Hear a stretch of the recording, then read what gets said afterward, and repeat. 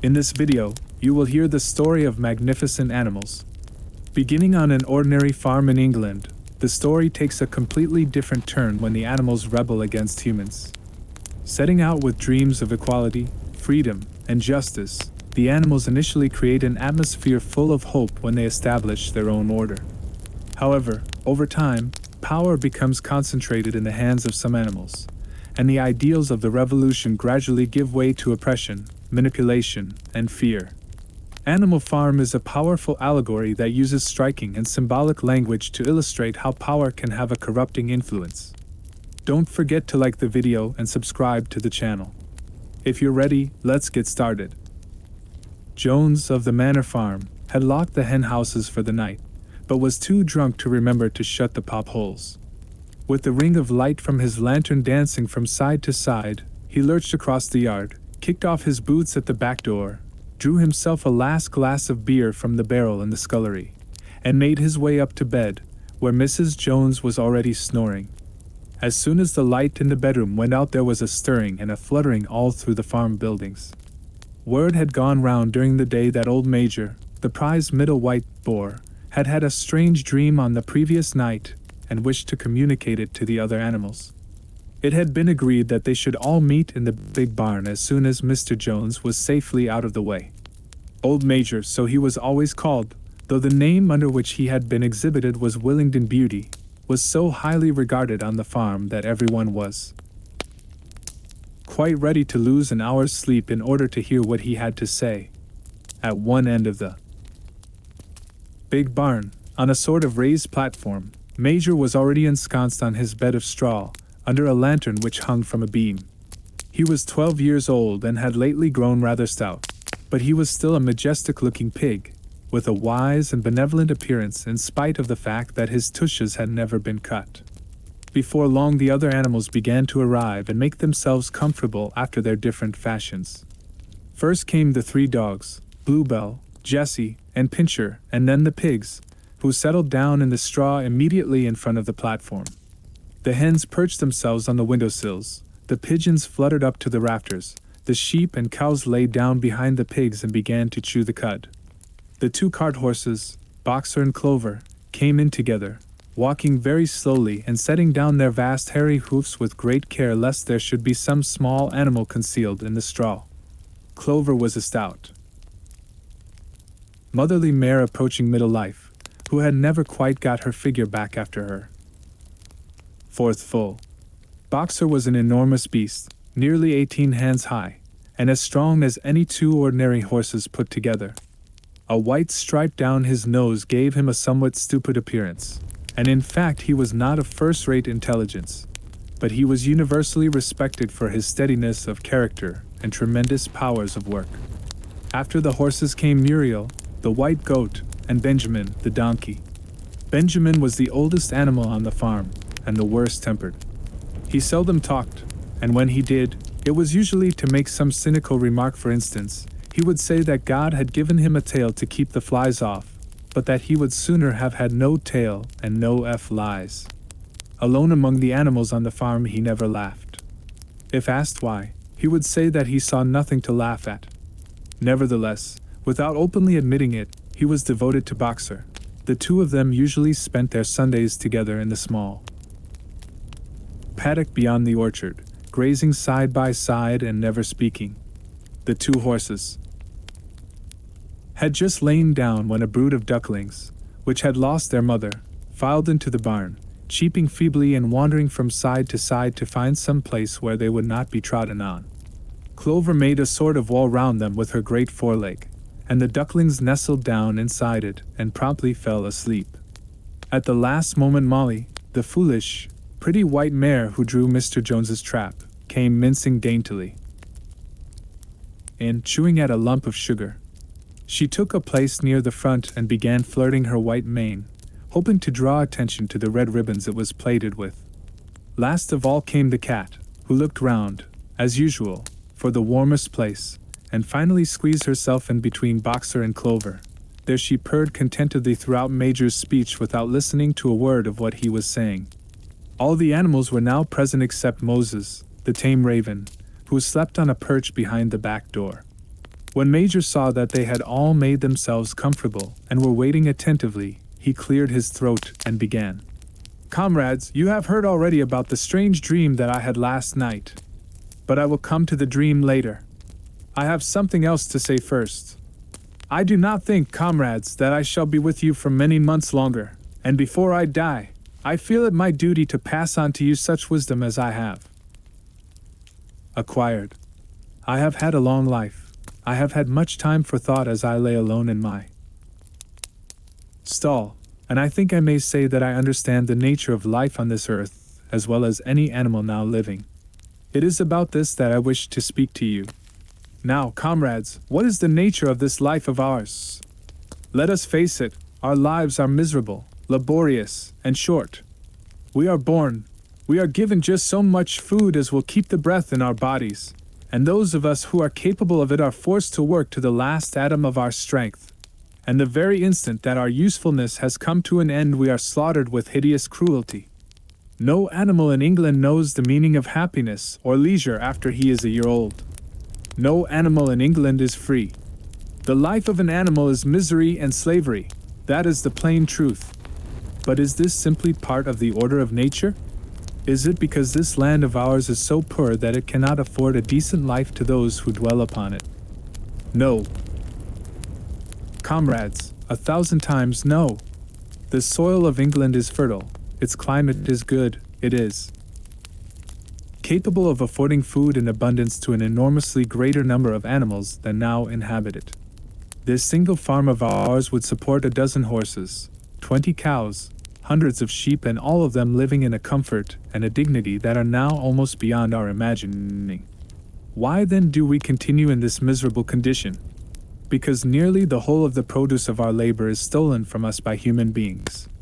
There, comrades, is the answer to all our problems. It is summed up in a single word: man. Man is the only real enemy we have. Remove man from the scene, and the root cause of hunger and overwork is abolished forever. Man is the only creature that consumes without producing. He does not give milk, he does not lay eggs, he is too weak to pull the plow, he cannot run fast enough to catch rabbits. Yet he is lord of all the animals. He sets them to work, he gives back to them the bare minimum that will prevent them from starving, and the rest he keeps for himself. Our labor tills the soil, our dung fertilizes it. And yet there is not one of us that owns more than his bare skin. You cows that I see before me, how many thousands of gallons of milk have you given during this last year? And what has happened to that milk which should have been breeding up sturdy calves? Every drop of it has gone down the throats of our enemies. And you hens, how many eggs have you laid in this last year? And how many of those eggs ever hatched into chickens? The rest have all gone to market to bring in money for Jones and his men.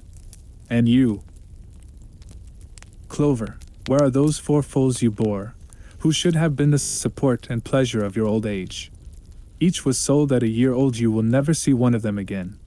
In return for your 4 confinements, and all your labor in the fields, what have you ever had except your bare rations and a stall?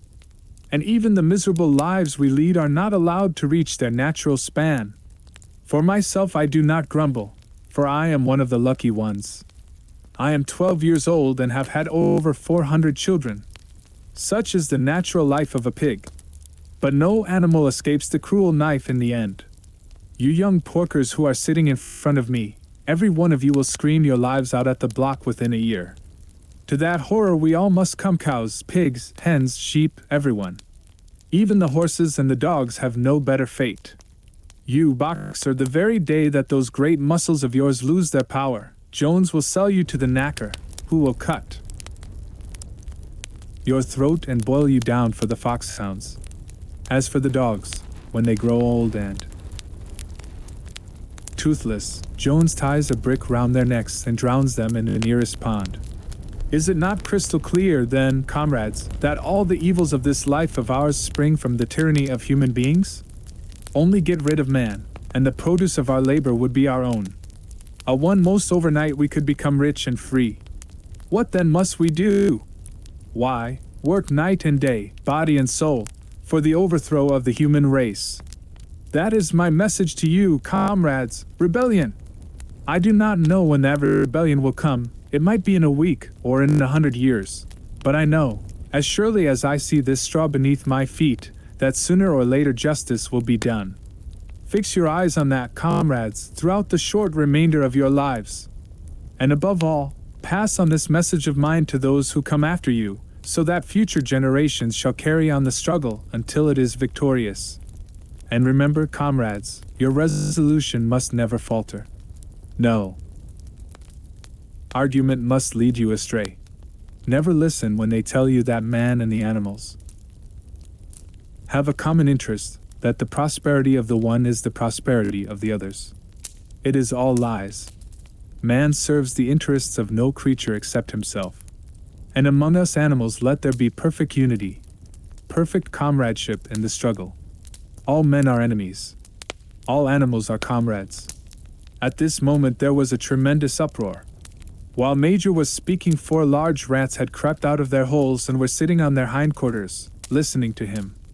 The dogs had suddenly caught sight of them, and it was only by a swift dash for their holes that the rats saved their lives. Major raised his trotter for silence. "Comrades," he said, "here is a point that must be settled. The wild creatures, such as rats and rabbits, are they our friends or our enemies? Let us put it to the vote. I propose this question to the meeting: are rats comrades?" The vote was taken at once, and it was agreed by an overwhelming majority that rats were comrades. There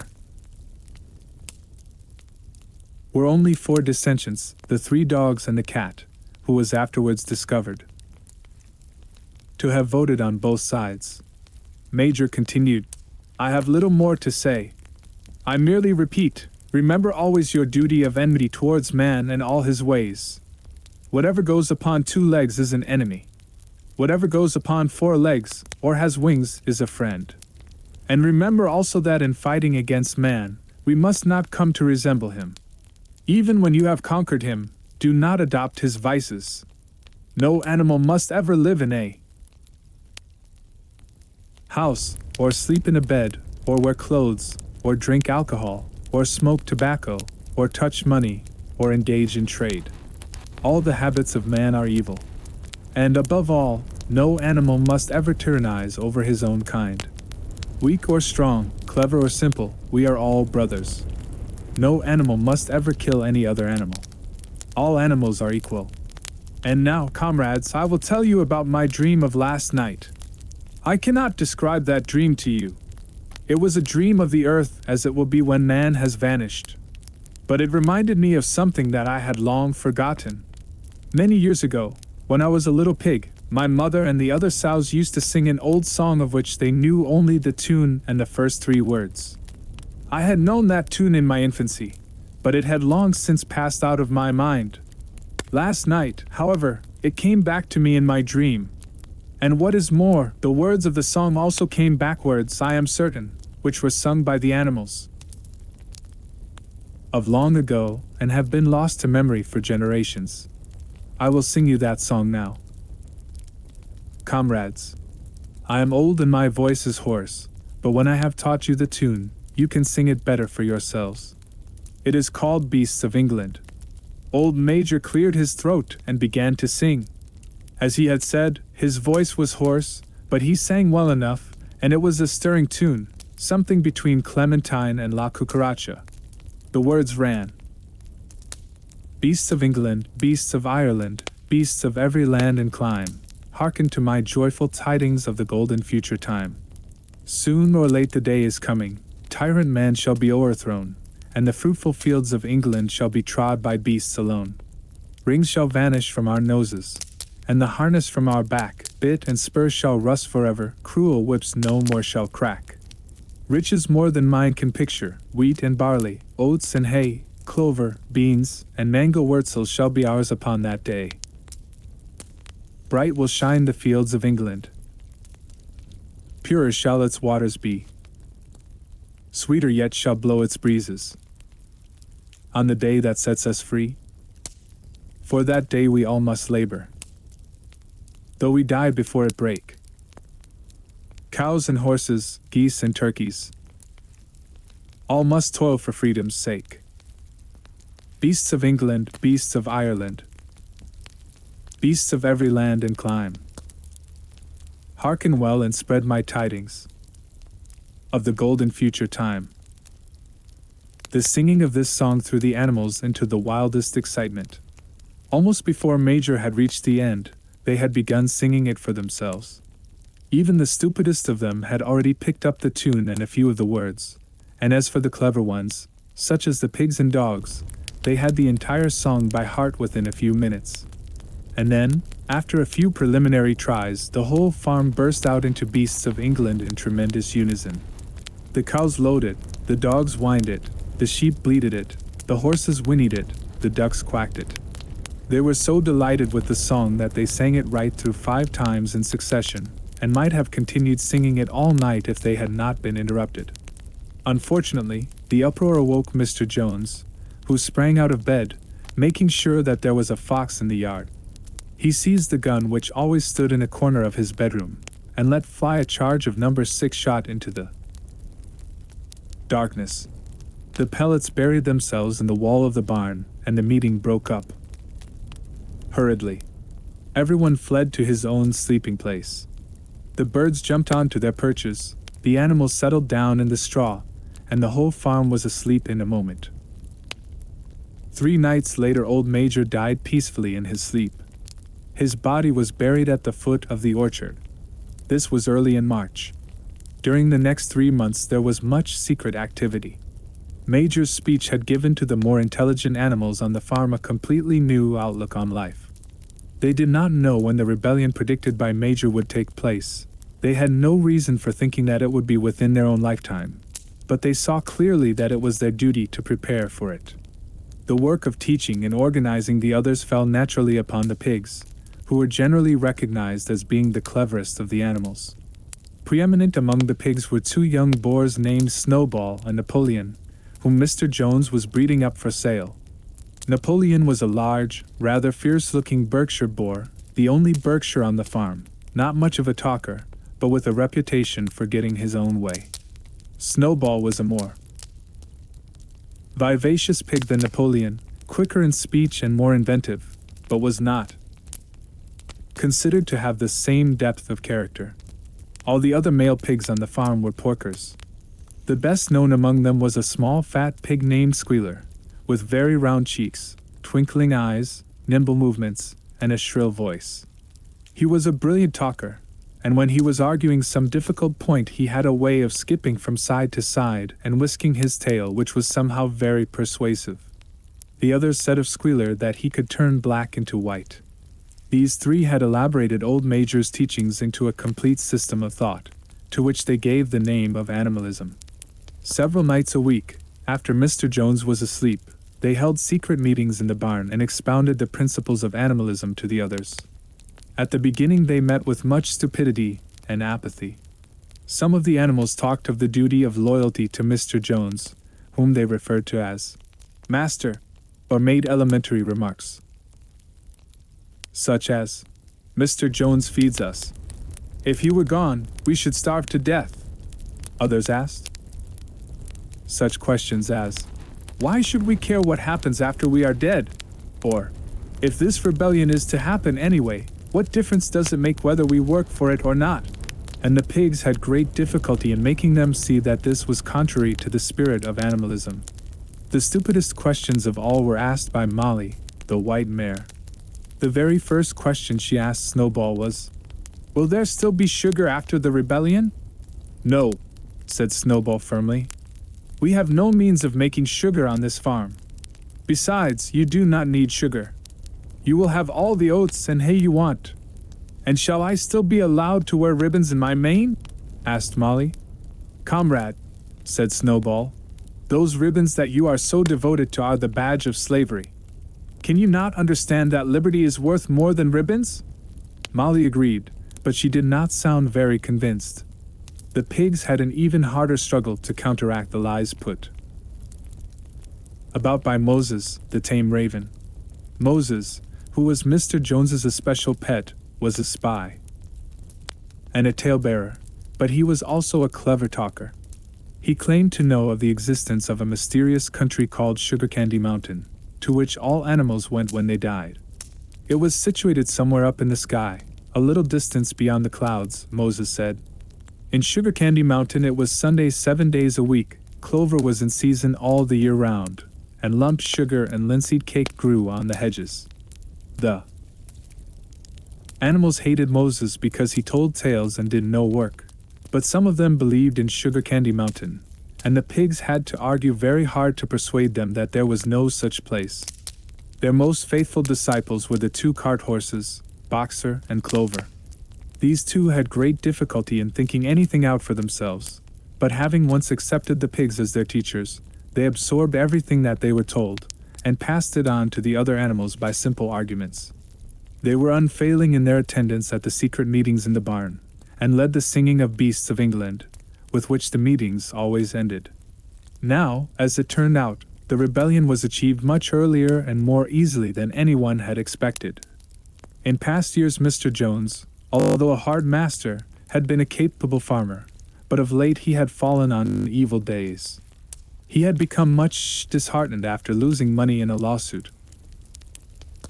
and had taken to drinking more than was good for him. 4 whole days at a time he would lounge in his Windsor chair in the kitchen, reading the newspapers, drinking, and occasionally feeding Moses on crusts of bread soaked in beer. His men were idle and dishonest, the fields were full of weeds, the buildings wanted roofing, the hedges were neglected, and the animals were underfed. June came and the hay was almost ready for cutting. On Midsummer's Eve, which was a Saturday, Mr. Jones went into Willingdon and got so drunk at the Red Lion that he did not come back till midday on Sunday. The men had milked the cows in the early morning and then had gone out rabbiting, without bothering to feed the animals.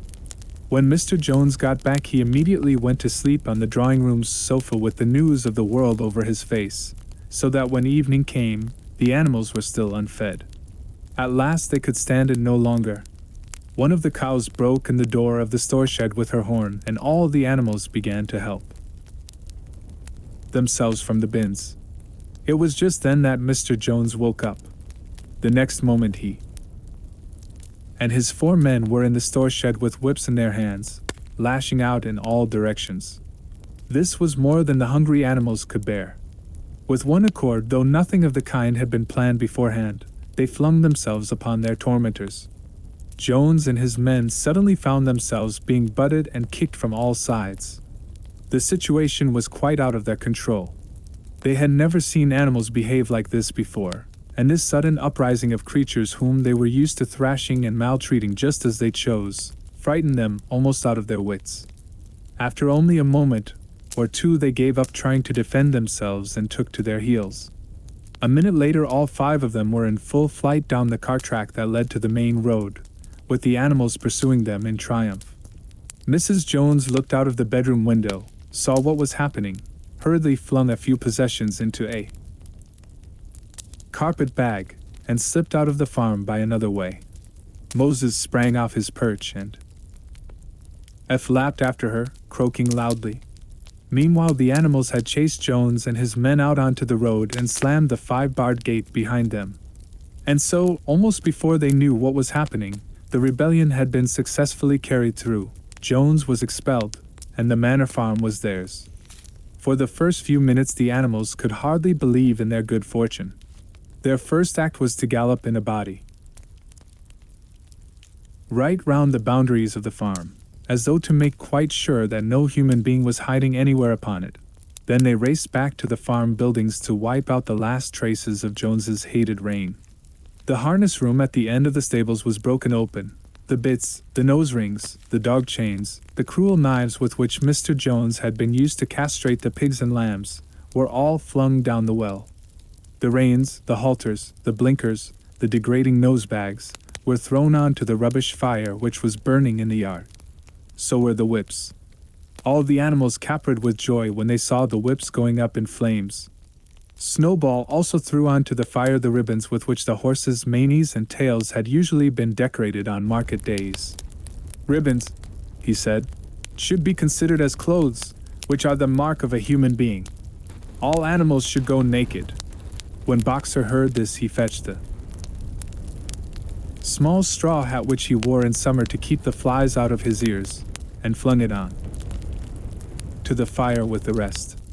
In a very little while the animals had destroyed everything that reminded them of Mr. Jones.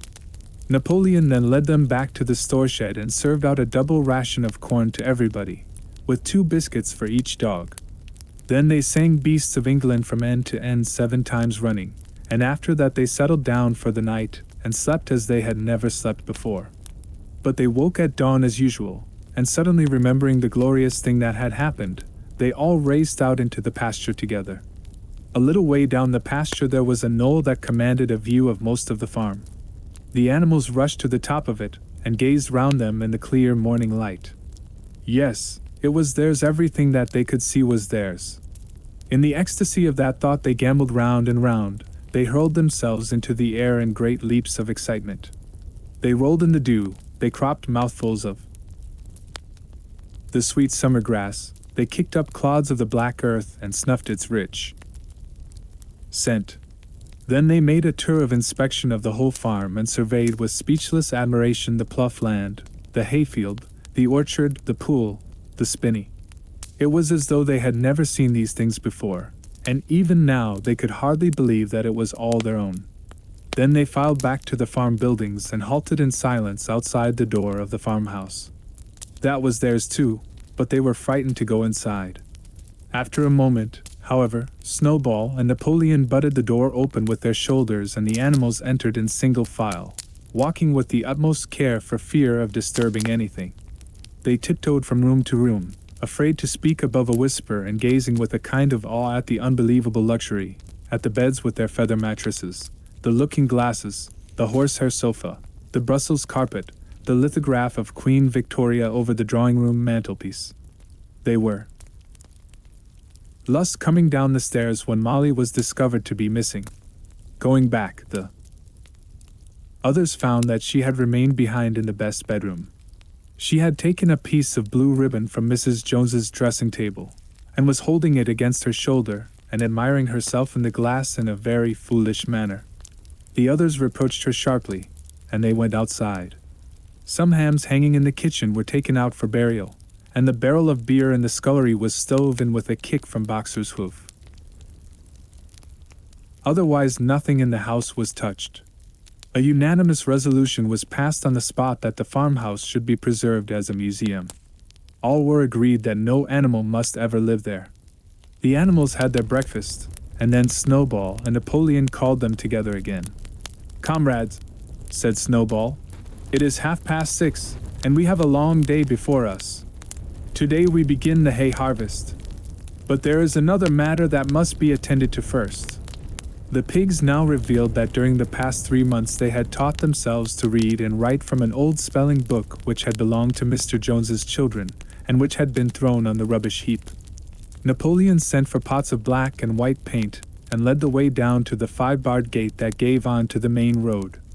Then Snowball, for it was Snowball who was best at writing, took a brush between the 2 knuckles of his trotter, painted out Manor Farm from the top bar of the gate, and in its place painted Animal Farm.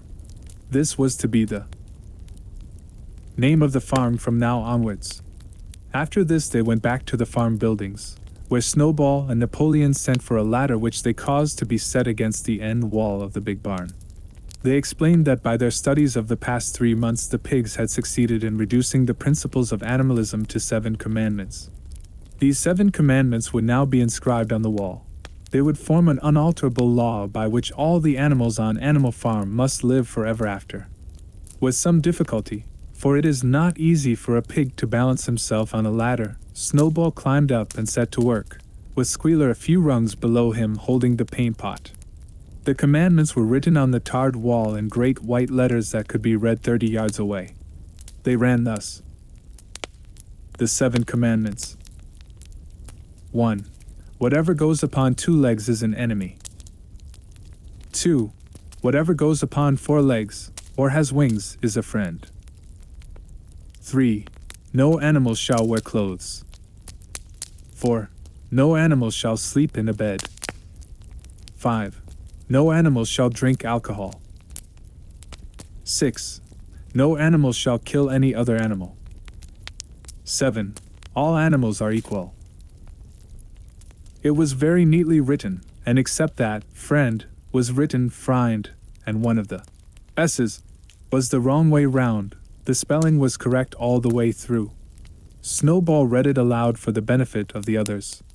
All the animals nodded in complete agreement, and the clever ones at once began to learn the commandments by heart. Now, comrades, cried Snowball, throwing down the paintbrush. To the hayfield! Let us make it a point of honor to get in the harvest more quickly than Jones and his men could do. But at this moment the 3 cows, who had seemed uneasy for some time past, set up a loud lowing. They had not been milked for 24 hours, and their udders were almost bursting. After a little thought, the pigs sent for buckets and milked the cows fairly successfully, their trotters being well adapted to this task. Soon there were 5 buckets of frothing creamy milk at which many of the animals looked with considerable interest. What is going to happen to all that milk? Said someone. Jones used sometimes to mix some of it in our mash, said one of the hens. Never mind the milk, comrades, cried Napoleon, placing himself in front of the buckets. That will be attended to. The harvest is more important. Comrade Snowball will lead the way. I shall follow in a few minutes. Forward, comrades. The hay is waiting. So the animals trooped down to the hayfield to begin the harvest, and when they came back in the evening it was noticed that the milk had disappeared. How they toiled and sweated to get the hay in! But their efforts were rewarded, for the harvest was an even bigger success than they had hoped. Sometimes the work was hard. The implements had been designed for human beings and not for animals, and it was a great drawback that no animal was able to use any tool that involved standing on his hind legs. But the pigs were so clever that they could think of a way round every difficulty. As for the horses, they knew every inch of the field, and in fact understood the business of mowing and raking far better than Jones and his men had ever done. The pigs did not actually work, but directed and supervised the others. With their superior knowledge it was natural that they should assume the leadership. Boxer and Clover would harness themselves to the cutter or the horse rake. No bits or reins were needed in these days, of course, and tramped steadily round and round the field with a pig walking behind and calling out, "Gee up, comrade!" or "Woe back, comrade!" as the case might be. And every animal down to the humblest worked at turning the hay and gathering it. Even the ducks and hens toiled to and fro all day in the sun, carrying tiny wisps of hay in their beaks. In the end they finished the harvest in 2 days less time than it had usually taken Jones and his men. Moreover, it was the biggest harvest that the farm had ever seen. There was no wastage whatever. The hens and ducks with their sharp eyes had gathered up the very last stalk. And not an animal on the farm had stolen so much as a mouthful. All through that summer the work of the farm went like clockwork. The animals were happy as they had never conceived it possible to be. Every mouthful of food was an acute positive pleasure, now that it was truly their own food, produced by themselves and for themselves, not doled out to them by a grudging master. With the worthless parasitical human beings gone, there was more for everyone to eat. There was more leisure too, inexperienced though the animals were. They met with many difficulties. For instance, later in the year, when they harvested the corn, they had to tread it out in the ancient style and blow away the chaff with their breath, since the farm possessed no threshing machine, but the pigs with their cleverness and Boxer with his tremendous muscles always pulled them through. Boxer was the admiration of everybody. He had been a hard worker even in Jones's time, but now he seemed more like 3 horses than 1. There were days when the entire work of the farm seemed to rest on his mighty shoulders. From morning to night he was pushing and pulling, always at the spot where the work was hardest. He had made an arrangement with one of the cockerels to call him in the mornings half an hour earlier than anyone else, and would put in some volunteer labor at whatever seemed to be most needed, before the regular day's work began. His answer to every problem, every setback, was, "I will work harder," which he had adopted as his personal motto. but everyone worked according to his capacity. The hens and ducks, for instance, saved 5 bushels of corn at the harvest by gathering up the stray grains. Nobody stole, nobody grumbled over his rations. The quarreling and biting and jealousy which had been normal features of life in the old days had almost disappeared. Nobody shirked, or almost nobody. Molly, it was true, was not good at getting up in the mornings, and had a way of leaving work early on the ground that there was a stone in her hoof. And the behavior of the cat was somewhat peculiar. It was soon noticed that when there was work to be done, the cat could never be found. She would vanish for hours on end, and then reappear at mealtimes, or in the evening after work was over, as though nothing had happened. But she always made such excellent excuses, and purred so affectionately, that it was impossible not to believe in her good intentions. Old Benjamin, the donkey, seemed quite unchanged since the rebellion.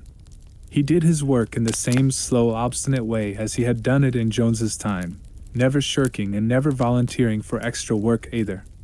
About the rebellion and its results he would express no opinion. When asked whether he was not happier now that Jones was gone, he would say only, "Donkeys live a long time. None of you has ever seen a dead donkey." And the others had to be content with this cryptic answer. On Sundays there was no work. Breakfast was an hour later than usual, and after breakfast there was a ceremony which was observed every week without fail. First came the hoisting of the flag. Snowball had found in the harness room an old green tablecloth of Mrs. Jones's and had painted on it a hoof and a horn in white. This was run up the flagstaff in the farmhouse garden every Sunday morning.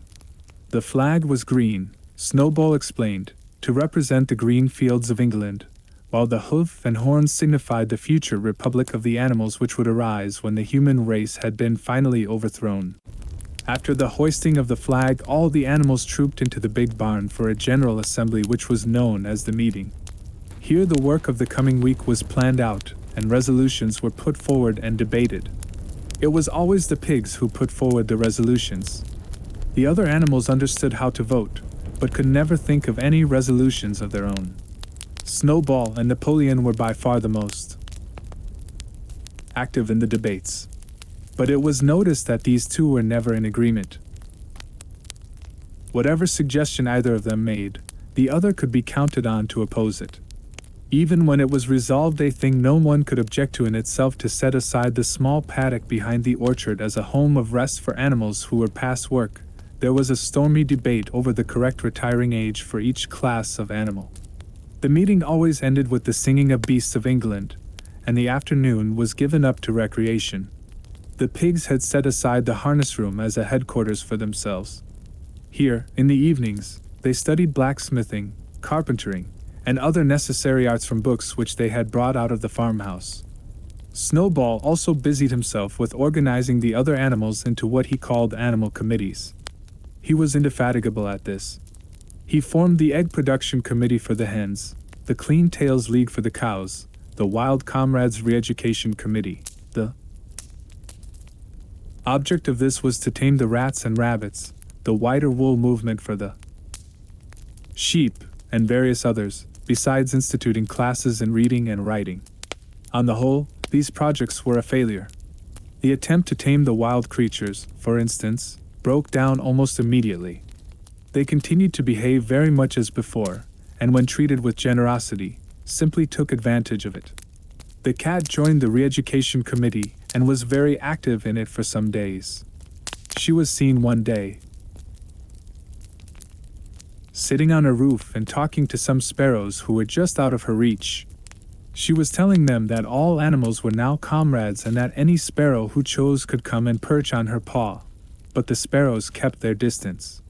The reading and writing classes, however, were a great success. By the autumn almost every animal on the farm was literate in some degree. As for the pigs, they could already read and write perfectly. The dogs learned to read fairly well, but were not interested in reading anything except the 7 Commandments. Muriel, the goat, could read somewhat better than the dogs, and sometimes used to read to the others in the evenings from scraps of newspaper which she found on the rubbish heap. Benjamin could read as well as any pig, but never exercised his faculty. So far as he knew, he said, there was nothing worth reading. Clover learnt the whole alphabet, but could not put words together. Boxer could not get beyond the letter D. He would trace out A, B, C, D in the dust with his great hoof, and then would stand staring at the letters with his ears back, sometimes shaking his forelock, trying with all his might to remember what came next and never succeeding. On several occasions, indeed, he did learn E, F, G, H, but by the time he knew them, it was always discovered that he had forgotten A, B, C, and D. Finally, he decided to be content with the first 4 letters, and used to write them out once or twice every day to refresh his memory. Molly refused to learn any but the 6 letters which spelt her own name. She would form these very neatly out of pieces of twig, and would then decorate them with a flower or 2 and walk round them admiring them. None of the other animals on the farm could get further than the letter A. It was also found that the stupider animals, such as the sheep, hens, and ducks, were unable to learn the 7 commandments by heart. After much thought, Snowball declared that the 7 commandments could in effect be reduced to a single maxim, namely, 4 legs good, 2 legs bad. This, he said, contained the essential principle of animalism. Whoever had thoroughly grasped it would be safe from human influences. The birds at first objected, since it seemed to them that they also had 2 legs, but Snowball proved to them that this was not so. A bird's wing, comrades, he said, is an organ of propulsion and not of manipulation. It should therefore be regarded as a leg. The distinguishing mark of man is the hand, the instrument with which he does all his mischief. The birds did not understand Snowball's long words, but they accepted his explanation, and all the humbler animals set to work to learn the new maxim by heart. 4 legs good, 2 legs bad, was inscribed on the end wall of the barn, above the 7 commandments, and in bigger letters when they had once got it by heart. The sheep developed a great liking for this maxim, and often as they lay in the field they would all start bleating. 4 legs good, 2 legs bad. 4 legs good, 2 legs bad. And keep it up for hours on end, never growing tired of it. Napoleon took no interest in Snowball's committees. He said that the education of the young was more important than anything that could be done for those who were already grown up. It happened that Jessie and Bluebell had both whelped soon after the hay harvest, giving birth between them to 9 sturdy puppies. As soon as they were weaned, Napoleon took them away from their mothers, saying that he would make himself responsible for their education. He took them up into a loft which could only be reached by a ladder from the harness room, and there kept them in such seclusion that the rest of the farm soon forgot their existence. The mystery of where the milk went to was soon cleared up. It was mixed every day into the pig's mash. The early apples were now ripening, and the grass of the orchard was littered with windfalls. The animals had assumed as a matter of course that these would be shared out equally. One day, however, the order went forth that all the windfalls were to be collected and brought to the harness room for the use of the pigs. At this some of the other animals murmured, but it was no use. All the pigs were in full agreement on this point, even Snowball and Napoleon. Squealer was sent to make the necessary explanations to the others. "Comrades," he cried, "you do not imagine, I hope, that we pigs are doing this in a spirit of selfishness and privilege? Many of us actually dislike milk and apples. I dislike them myself. Our sole object in taking these things is to preserve our health. Milk and apples, this has been proved by science, comrades, contain substances absolutely necessary to the well-being of a pig. We pigs are brainworkers. The whole management and organization of this farm depend on us. Day and night we are watching over your welfare. It is for your sake that we drink that milk and eat those apples. Do you know what would happen if we pigs failed in our duty? Jones would come back. Yes, Jones would come back. Surely, comrades," cried Squealer almost pleadingly, skipping from side to side and whisking his tail. "Surely there is no one among you who wants to see Jones come back?" Now, if there was one thing that the animals were completely certain of, it was that they did not want Jones back. When it was put to them in this light, they had no more to say. The importance of keeping the pigs in good health was all too obvious. So it was agreed without further argument that the milk and the windfall apples, and also the main crop of apples when they ripened, should be reserved for the pigs alone.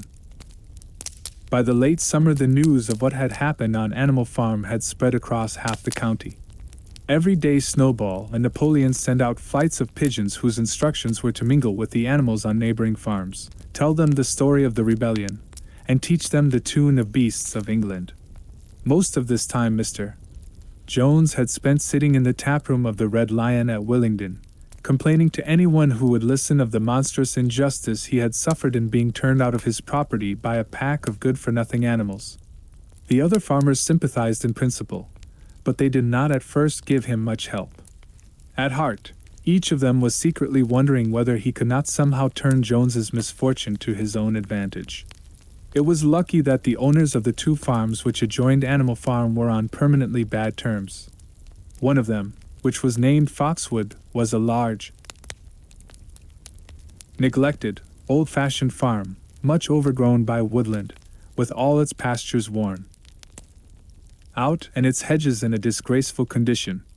Its owner, Mr. Pilkington, was an easy-going gentleman farmer who spent most of his time in fishing or hunting according to the season. The other farm, which was called Pinchfield, was smaller and better kept. Its owner was a Mr. Frederick, a tough, shrewd man, perpetually involved in lawsuits and with a name for driving hard bargains. These two disliked each other so much that it was difficult for them to come to any agreement, even in defense of their own interests. Nevertheless, they were both thoroughly frightened by the rebellion on Animal Farm, and very anxious to prevent their own animals from learning too much about it. At first they pretended to laugh to scorn the idea of animals managing a farm for themselves. The whole thing would be over in a fortnight, they said. They put it about that the animals on the Manor Farm, they insisted on calling it the Manor Farm. They would not tolerate the name Animal Farm, were perpetually fighting among themselves and were also rapidly starving to death. When time passed and the animals had evidently not starved to death, Frederick and Pilkington changed their tune and began to talk of the terrible wickedness that now flourished on Animal Farm. It was given out that the animals there practiced cannibalism, tortured one another with red-hot horseshoes, and had their females in common. This was what came of rebelling against the laws of nature, Frederick and Pilkington said. However, these stories were never fully believed. Rumors of a wonderful farm, where the human beings had been turned out and the animals managed their own affairs, continued to circulate in vague and distorted forms, and throughout that year a wave of rebelliousness ran through the countryside. Bulls which had always been tractable suddenly turned savage, sheep broke down hedges and devoured the clover, cows kicked the pail over, hunters refused their fences and shot their riders on to the other side. Above all, the tune and even the words of beasts of England were known everywhere. It had spread with astonishing speed. The human beings could not contain their rage when they heard this song, though they pretended to think it merely ridiculous. They could not understand, they said, how even animals could bring themselves to sing such contemptible rubbish. Any animal caught singing it was given a flogging on the spot. And yet the song was irrepressible. The blackbirds whistled it in the hedges, the pigeons cooted in the elms, it got into the din of the smithies and the tune of the church bells. And when the human beings listened to it, they secretly trembled, hearing in it a prophecy of their future doom. Early in October, when the corn was cut and stacked and some of it was already threshed, a flight of pigeons came whirling through the air and alighted in the yard of Animal Farm in the wildest excitement. Jones and all his men, with half a dozen others from Foxwood and Pinchfield, had entered the 5-barred gate and were coming up the cart track that led to the farm. They were all carrying sticks, except Jones, who was marching ahead with a gun in his hands. Obviously, they were going to attempt the recapture of the farm. This had long been expected, and all preparations had been made. Snowball, who had studied an old book of Julius Caesar's campaigns which he had found in the farmhouse, was in charge of the defensive operations. He gave his orders quickly, and in a couple of minutes every animal was at his post. As the human beings approached the farm buildings, Snowball launched his first attack. All the pigeons, to the number of 35, flew to and fro over the men's heads and muted upon them from midair. And while the men were dealing with this, the geese, who had been hiding behind the hedge, rushed out and pecked viciously at the calves of their legs. However, this was only a light skirmishing maneuver, intended to create a little disorder, and the men easily drove the geese off with their sticks. Snowball now launched his second line of attack. Muriel, Benjamin, and all the sheep, with Snowball at the head of them, rushed forward and prodded and butted the men from every side, while Benjamin turned around and lashed at them with his small hoofs. But once again the men, with their sticks and their hobnailed boots, were too strong for them, and suddenly, at a squeal from Snowball, which was the signal for retreat, all the animals turned and fled through the gateway into the yard. The men gave a shout of triumph. They saw, as they imagined, their enemies in flight, and they rushed after them in disorder. This was just what Snowball had intended. As soon as they were well inside the yard, the 3 horses, the 3 cows, and the rest of the pigs, who had been lying in ambush in the cowshed, suddenly emerged in their rear, cutting them off. Snowball now gave the signal for the charge. He himself dashed straight for Jones. Jones saw him coming, raised his gun and fired. The pellets scored bloody streaks along Snowball's back, and a sheep dropped dead. Without halting for an instant, Snowball flung his 15-stone against Jones's legs. Jones was hurled into a pile of dung, and his gun flew out of his hands. But the most terrifying spectacle of all was Boxer, rearing up on his hind legs and striking out with his great iron-shod hoofs like a stallion. His very first blow took a stable lad from Foxwood on the skull and stretched him lifeless in the mud. At the sight, several men dropped their sticks and tried to run. Panic overtook them, and the next moment all the animals together were chasing them round and round the yard. They were gored, kicked, bitten, trampled on. There was not an animal on the farm that did not take vengeance on them after his own fashion. Even the cat suddenly leapt off a roof onto a cowman's shoulders and sank her claws in his neck, at which he yelled horribly. At a moment when the opening was clear, the men were glad enough to rush out of the yard and make a bolt for the main road. And so within 5 minutes of their invasion they were in ignominious retreat by the same way as they had come, with a flock of geese hissing after them and pecking at their calves all the way. All the men were gone except one. Back in the yard, Boxer was pawing with his hoof at the stable lad who lay face down in the mud, trying to turn him over. The boy did not stir. "He is dead," said Boxer sorrowfully. "I had no intention of doing that. I forgot that I was wearing iron shoes. Who will believe that I did not do this on purpose?" "No sentimentality, comrade!" cried Snowball, from whose wounds the blood was still dripping. "War is war. The only good human being is a dead one. I have no wish to take life, not even human life," repeated Boxer, and his eyes were full of tears. "Where is Molly?" exclaimed somebody. Molly, in fact, was missing. For a moment there was great alarm. It was feared that the men might have harmed her in some way, or even carried her off with them. In the end, however, she was found hiding in her stall with her head buried among the hay in the manger. She had taken to flight as soon as the gun went off.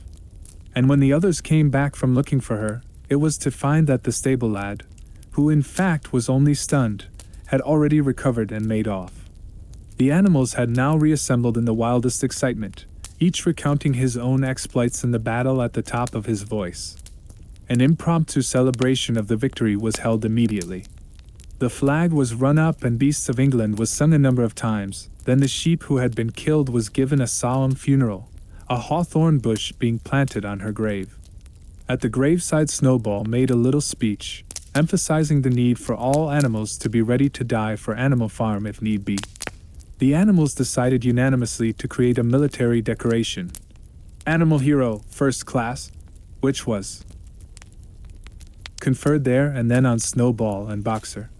It consisted of a brass medal. They were really some old horse brasses which had been found in the harness room, to be worn on Sundays and holidays. There was also Animal Hero, second class, which was conferred posthumously on the dead sheep. There was much discussion as to what the battle should be called. In the end, it was named the Battle of the Cowshed, since that was where the ambush had been sprung. Mr. Jones's gun had been found lying in the mud, and it was known that there was a supply of cartridges in the farmhouse. It was decided to set the gun up at the foot of the flagstaff, like a piece of artillery, and to fire it twice a year, once on October the 12th, the anniversary of the Battle of the Cowshed, and once on Midsummer Day, the anniversary of the rebellion. As winter drew on, Molly became more and more troublesome. She was late for work every morning and excused herself by saying that she had overslept, and she complained of mysterious pains, although her appetite was excellent. On every kind of pretext she would run away from work and go to the drinking pool, where she would stand foolishly gazing at her own reflection in the water. But there were also rumors of something more serious.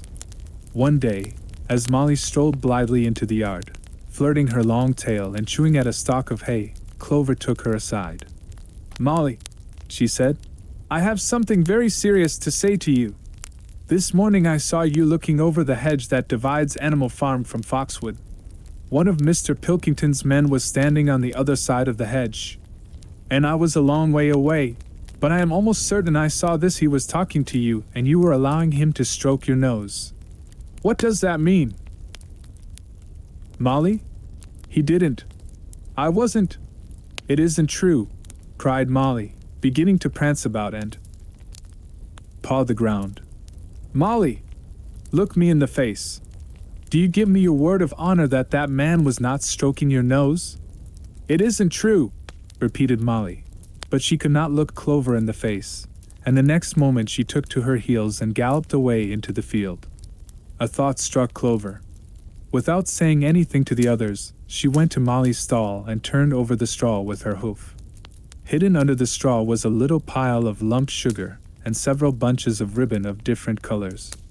3 days later Molly disappeared. For some weeks nothing was known of her whereabouts. Then the pigeons reported that they had seen her on the other side of Willingdon. She was between the shafts of a smart dogcart painted red and black, which was standing outside a public house. A fat red-faced man in checked breeches and gaiters, who looked like a publican, was stroking her nose and feeding her with sugar. Her coat was newly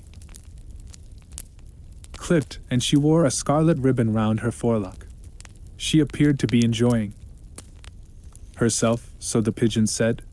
None of the animals ever mentioned Molly again. In January there came bitterly hard weather. The earth was like iron, and nothing could be done in the fields. Many meetings were held in the big barn, and the pigs occupied themselves with planning out the work of the coming season.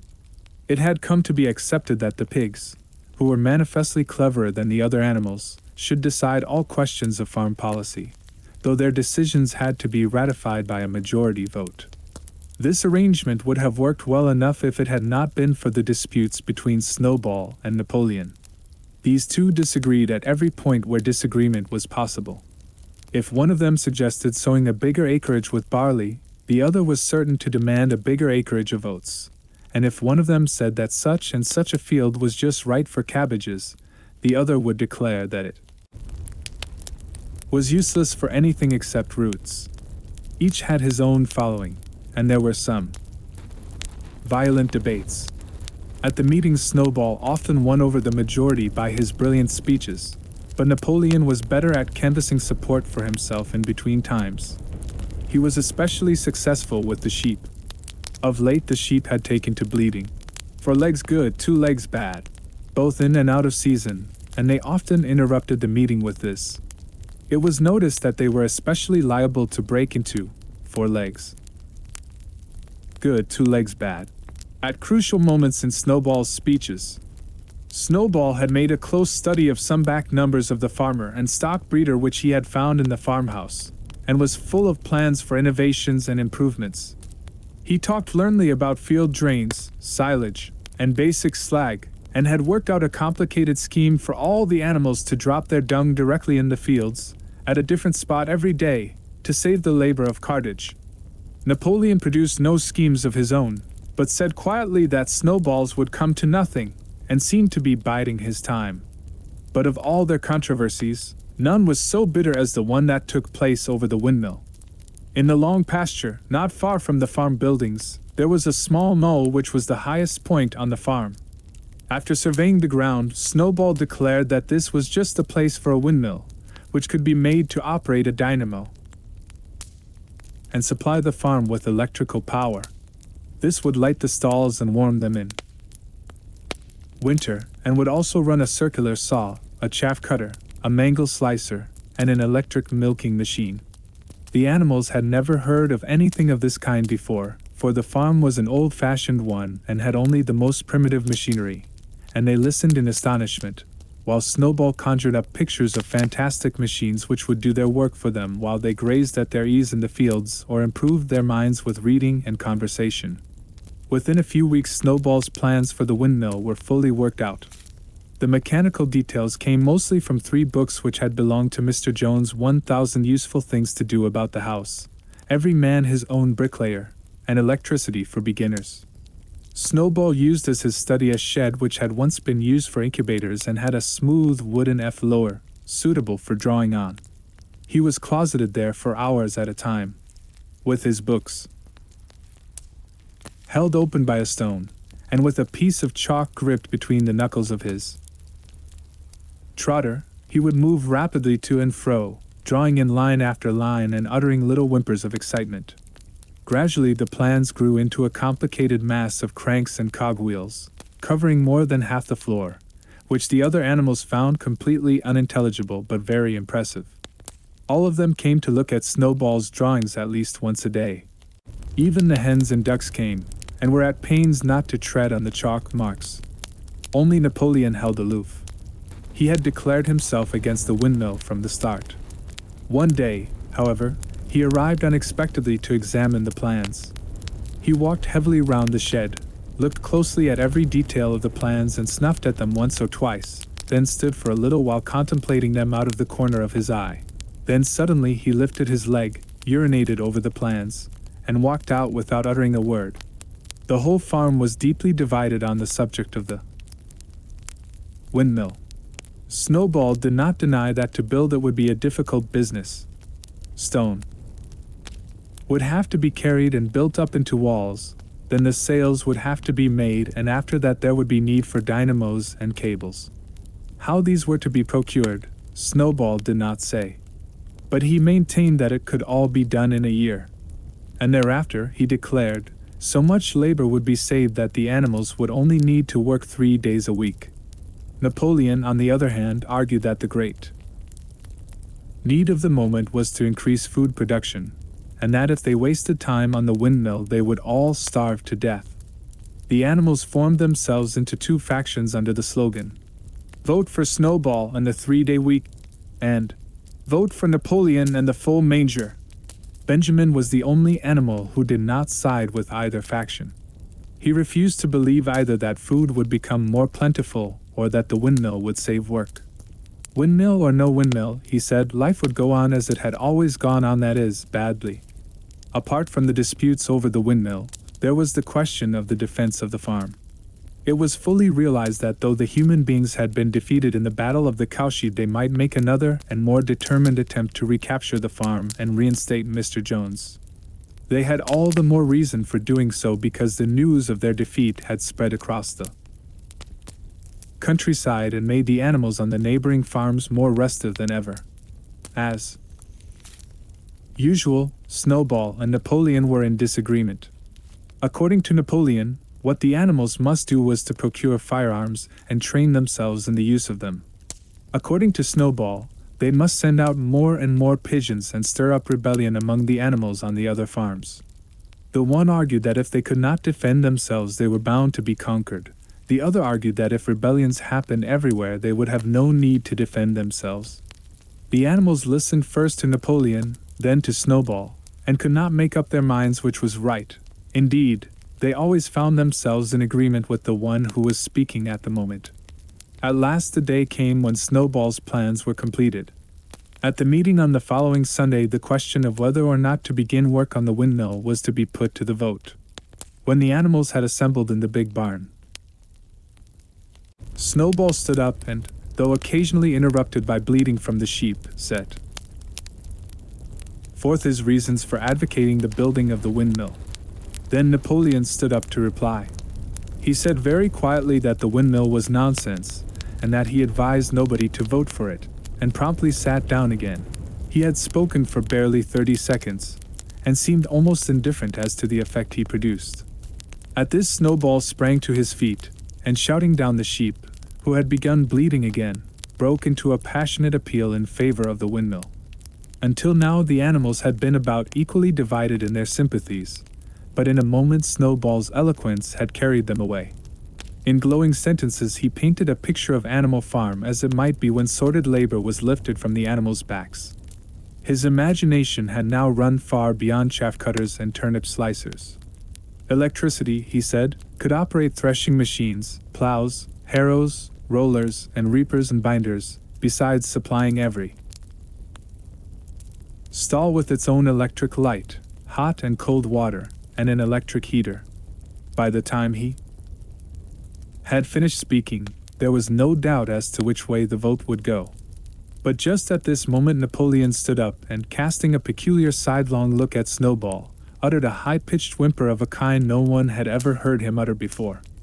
At this there was a terrible baying sound outside, and 9 enormous dogs wearing brass-studded collars came bounding into the barn.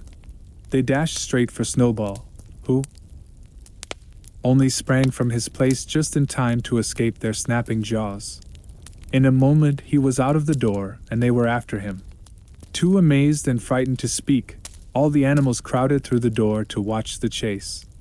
Snowball was racing across the long pasture that led to the road.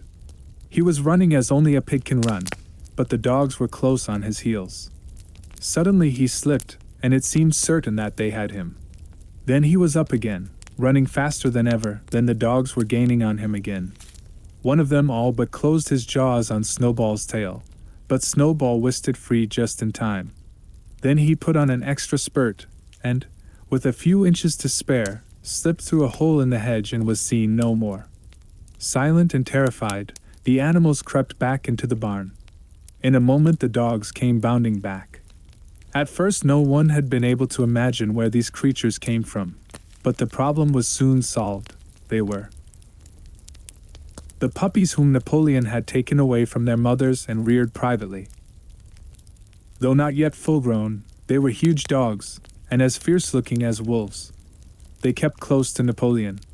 It was noticed that they wagged their tails to him in the same way as the other dogs had been used to do to Mr. Jones. Napoleon, with the dogs following him, now mounted on to the raised portion of the floor where Major had previously stood to deliver his speech. He announced that from now on the Sunday morning meetings would come to an end. They were unnecessary, he said, and wasted time. In future all questions relating to the working of the farm would be settled by a special committee of pigs, presided over by himself. These would meet in private and afterwards communicate their decisions to the others. The animals would still assemble on Sunday mornings to salute the flag, sing Beasts of England, and receive their orders for the week.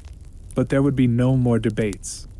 In spite of the shock that Snowball's expulsion had given them, the animals were dismayed by this announcement. Several of them would have protested if they could have found the right arguments. Even Boxer was vaguely troubled. He set his ears back, shook his forelocks several times, and tried hard to marshal his thoughts. But in the end he could not think of anything to say. Some of the pigs themselves, however, were more articulate. For young porkers in the front row uttered shrill squeals of disapproval, and all 4 of them sprang to their feet and began speaking at once. But suddenly the dogs sitting round Napoleon let out deep, menacing growls, and the pigs fell silent and sat down again. Then the sheep broke out into a tremendous bleating of 4 legs good, 2 legs bad, which went on for nearly a quarter of an hour and put an end to any chance of discussion. Afterwards Squealer was sent round the farm to explain the new arrangement to the others.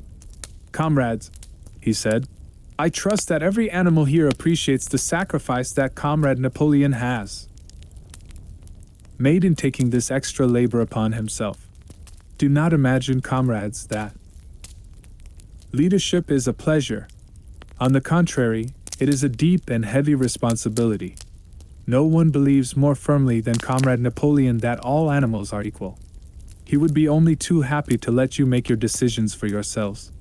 But sometimes you might make the wrong decisions, comrades, and then where should we be? Suppose you had decided to follow Snowball, with his moonshine of windmill Snowball, who, as we now know, was no better than a criminal? He fought bravely at the Battle of the Cowshed. Said somebody. Bravery is not enough. Said Squealer.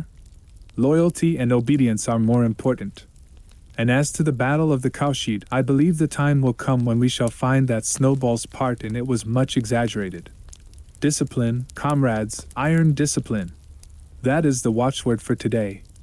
One false step, and our enemies would be upon us. Surely, comrades, you do not want Jones back?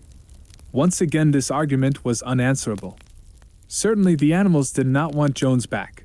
If the holding of debates on Sunday mornings was liable to bring him back, then the debates must stop. Boxer, who had now had time to think things over, voiced the general feeling by saying, "If Comrade Napoleon says it, it must be right." And from then on he adopted the maxim, "Napoleon is always right." In addition to his private motto of, "I will work harder." By this time the weather had broken and the spring plowing had begun. The shed where Snowball had drawn his plans of the windmill had been shut up, and it was assumed that the plans had been rubbed off the floor. Every Sunday morning at 10 o'clock the animals assembled in the big barn to receive their orders for the week.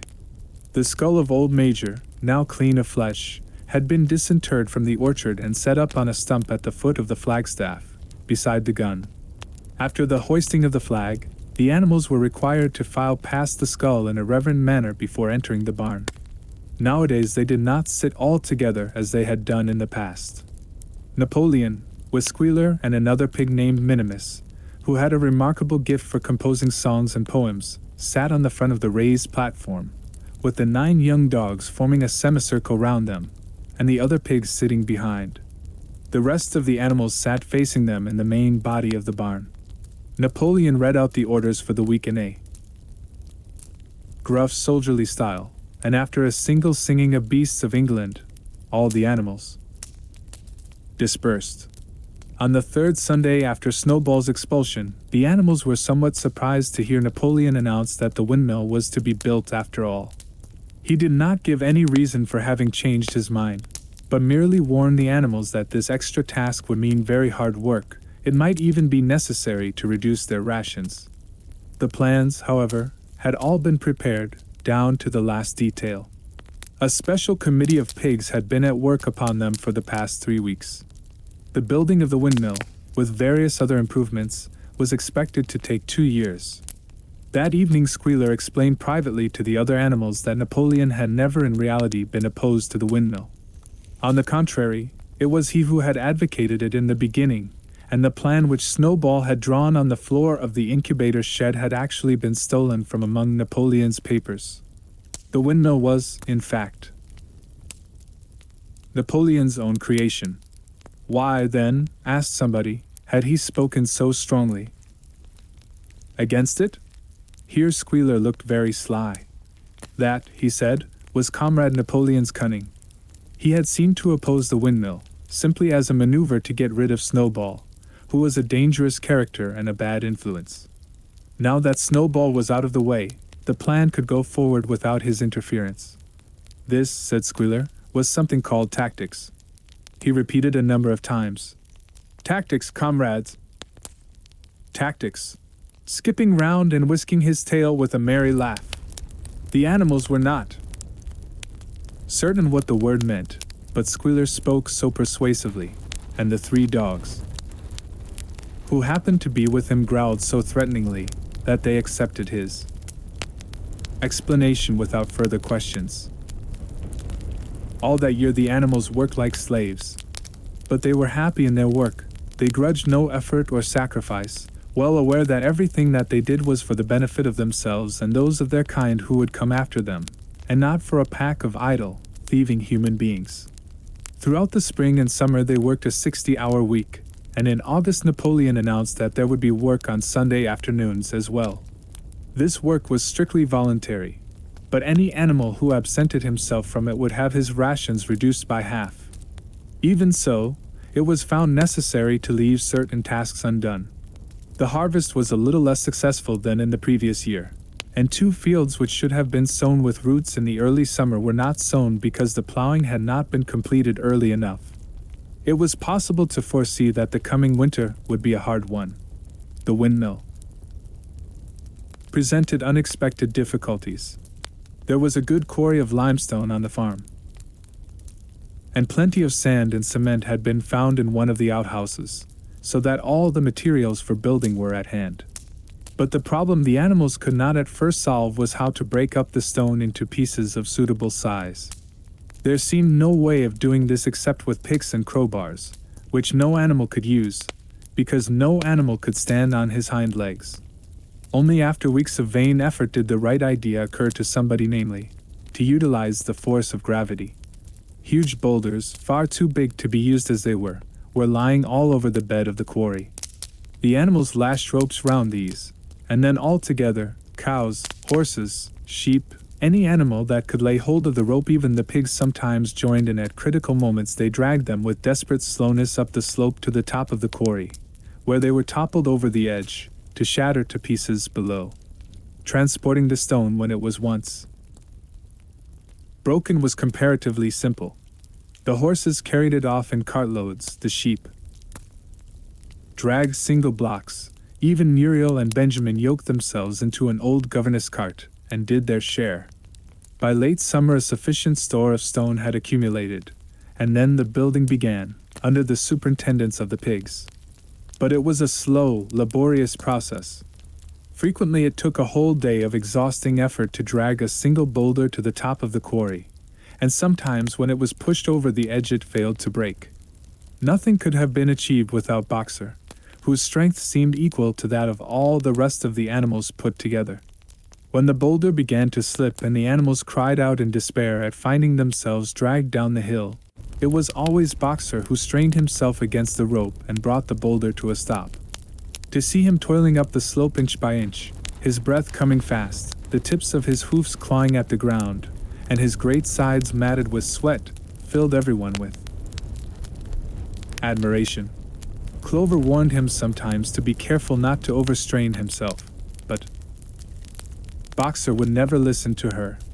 His 2 slogans, "I will work harder," and "Napoleon is always right," seemed to him a sufficient answer to all problems.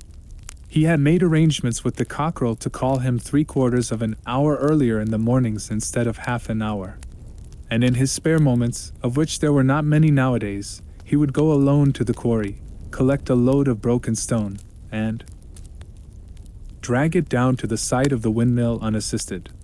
The animals were not badly off throughout that summer, in spite of the hardness of their work. If they had no more food than they had had in Jones's day, at least they did not have less. The advantage of only having to feed themselves, and not having to support 5 extravagant human beings as well, was so great that it would have taken a lot of failures to outweigh it. And in many ways the animal method of doing things was more efficient, and saved labor.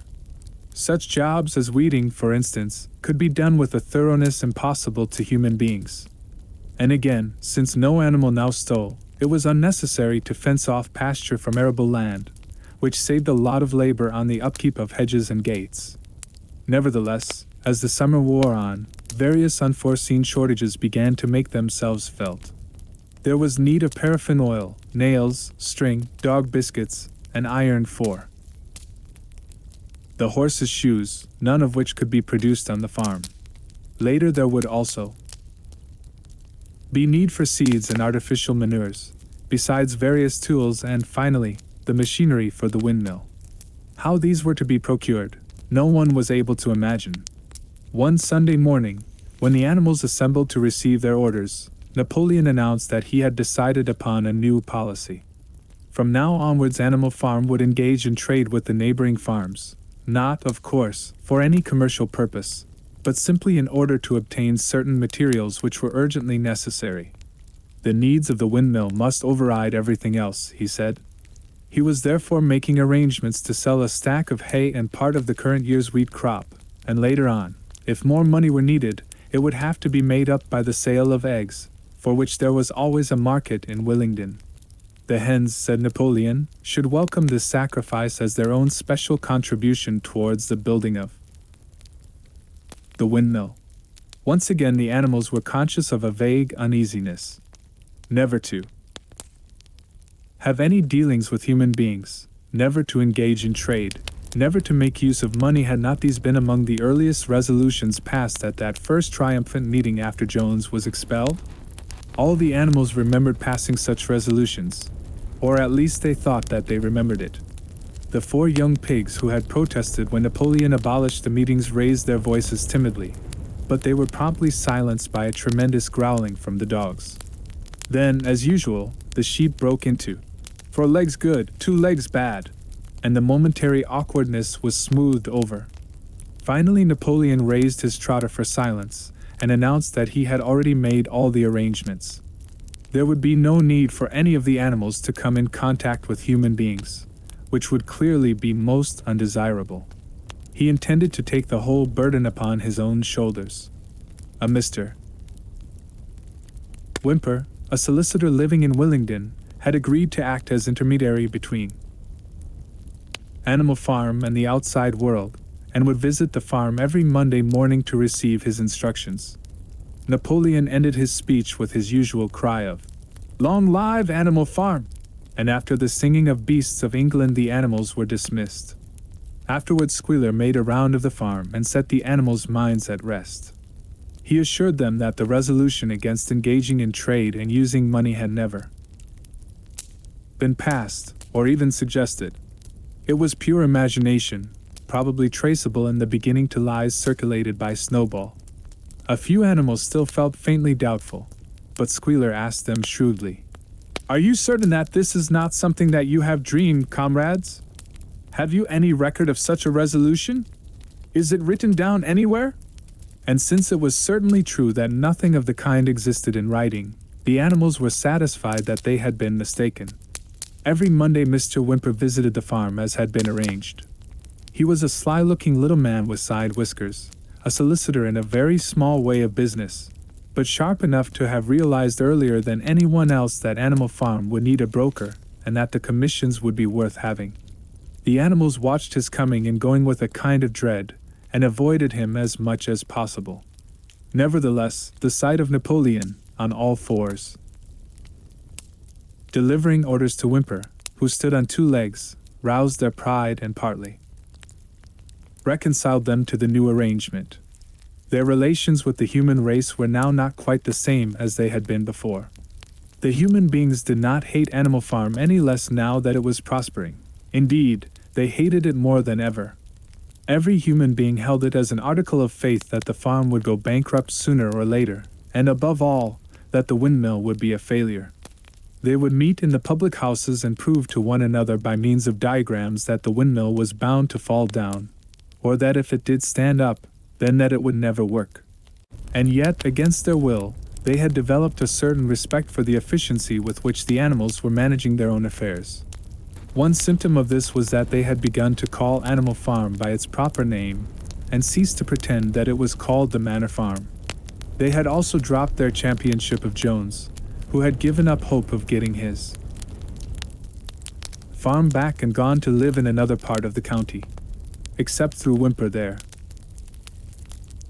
was as yet no contact between Animal Farm and the outside world, but there were constant rumors that Napoleon was about to enter into a definite business agreement either with Mr. Pilkington of Foxwood or with Mr. Frederick of Pinchfield, but never, it was noticed, with both simultaneously.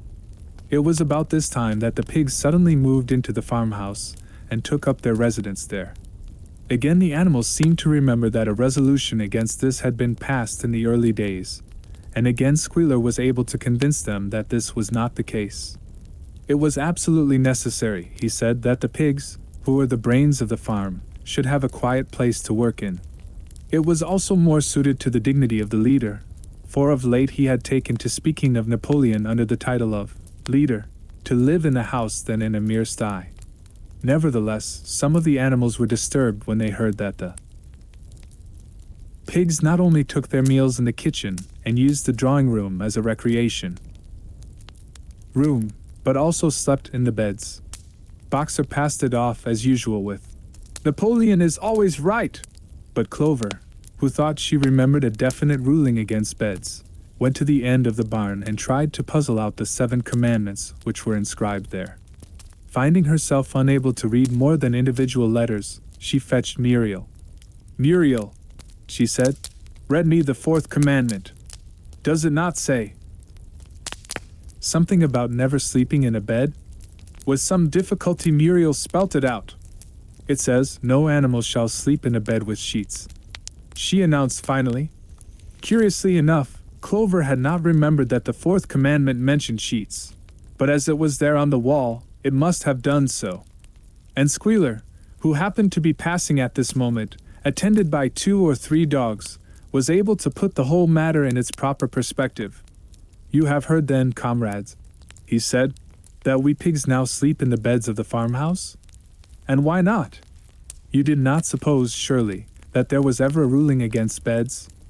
A bed merely means a place to sleep in. A pile of straw in a stall is a bed, properly regarded. The rule was against sheets, which are a human invention. We have removed the sheets from the farmhouse beds, and sleep between blankets. And very comfortable beds they are too, but not more comfortable than we. Need I can tell you, comrades, with all the brainwork we have to do nowadays. You would not rob us of our repose, would you, comrades? You would not have us too tired to carry out our duties? Surely none of you wishes to see Jones back?" The animals reassured him on this point immediately, and no more was said about the pigs sleeping in the farmhouse beds. And when, some days afterwards, it was announced that from now on the pigs would get up an hour later in the mornings than the other animals, no complaint was made about that either. By the autumn the animals were tired but happy. They had had a hard year, and after the sale of part of the hay and corn, the stores of food for the winter were none too plentiful, but the windmill compensated for everything. It was almost half built now. After the harvest there was a stretch of clear dry weather, and the animals toiled harder than ever, thinking it well worth while to plod to and fro all day with blocks of stone if by doing so they could raise the walls another foot. Boxer would even come out at nights and work for an hour or 2 on his own by the light of the harvest moon. In their spare moments the animals would walk round and round the half-finished mill, admiring the strength and perpendicularity of its walls and marveling that they should ever have been able to build anything so imposing. Only old Benjamin refused to grow enthusiastic about the windmill, though, as usual, he would utter nothing beyond the cryptic remark that donkeys live a long time. November came, with raging southwest winds. Building had to stop because it was now too wet to mix the cement. Finally there came a night when the gale was so violent that the farm buildings rocked on their foundations, and several tiles were blown off the roof of the barn. The hens woke up squawking with terror because they had all dreamed simultaneously of hearing a gun go off in the distance. In the morning the animals came out of their stalls to find that the flagstaff had been blown down, and an elm tree at the foot of the orchard had been plucked up like a radish. They had just noticed this when a cry of despair broke from every animal's throat. A terrible sight had met their eyes. The windmill was in ruins. With one accord they dashed down to the spot. Napoleon, who seldom moved out of a walk, raced ahead of them all. Yes, there it lay, the fruit of all their struggles, leveled to its foundations, the stones they had broken and carried so laboriously scattered all around. Unable at first to speak, they stood gazing mournfully. At the litter of fallen stone Napoleon paced to and fro in silence, occasionally snuffing at the ground. His tail had grown rigid and twitched sharply from side to side, a sign in him of intense mental activity. Suddenly he halted as though his mind were made up. "Comrades," he said quietly, "do you know who is responsible for this?" Do you know the enemy who has come in the night and overthrown our windmill? Snowball, he suddenly roared in a voice of thunder. Snowball has done this thing. In sheer malignity, thinking to set back our plans and avenge himself for his ignominious expulsion, this traitor has crept here under cover of night and destroyed our work of nearly a year. Comrades, here and now I pronounce the death sentence upon Snowball. Animal hero, second class, and half a bushel of apples to any animal who brings him to justice. A full bushel to anyone who captures him alive. The animals were shocked beyond measure to learn that even Snowball could be guilty of such an action. There was a cry of indignation, and everyone began thinking out ways of catching Snowball if he should ever come back. Almost immediately, the footprints of a pig were discovered in the grass at a little distance from the knoll. They could only be traced for a few yards, but appeared to lead to a hole in the hedge. Napoleon snuffed deeply at them and pronounced them to be Snowballs. He gave it as his opinion that Snowball had probably come from the direction of Foxwood Farm. No more delays, comrades! Cried Napoleon when the footprints had been examined. There is work to be done. This very morning we begin rebuilding the windmill, and we will build all through the winter, rain or shine. We will teach this miserable traitor that he cannot undo our work so easily. Remember, comrades, there must be no alteration in our plans. They shall be carried out to the day. Forward, comrades! Long live the windmill! Long live Animal Farm! It was a bitter winter. The stormy weather was followed by sleet and snow, and then by a hard frost which did not break till well into February. The animals carried on as best they could with the rebuilding of the windmill, well knowing that the outside world was watching them and that the envious human beings would rejoice and triumph if the mill were not finished on time. Out of spite, the human beings pretended not to believe that it was Snowball who had destroyed the windmill. They said that it had fallen down because the walls were too thin. The animals knew that this was not the case. Still, it had been decided to build the walls 3 feet thick this time instead of 18 inches as before, which meant collecting much larger quantities of stone. For a long and the quarry was full of snowdrifts, and nothing could be done. Some progress was made in the dry, frosty weather that followed, but it was cruel work, and the animals could not feel so hopeful about it as they had felt before. They were always cold, and usually hungry as well. Only Boxer and Clover never lost heart. Squealer made excellent speeches on the joy of service and the dignity of labor, but the other animals found more inspiration in Boxer's strength and his never-failing cry of, "I will work harder!" In January, food fell short. The corn ration was drastically reduced, and it was announced that an extra potato ration would be issued to make up for it. Then it was discovered that the greater part of the potato crop had been frosted in the clamps, which had not been covered thickly enough. The potatoes had become soft and discolored, and only a few were edible. For days at a time the animals had nothing to eat but chaff and mangles. Starvation seemed to stare them in the face. It was vitally necessary to conceal this fact from the outside world.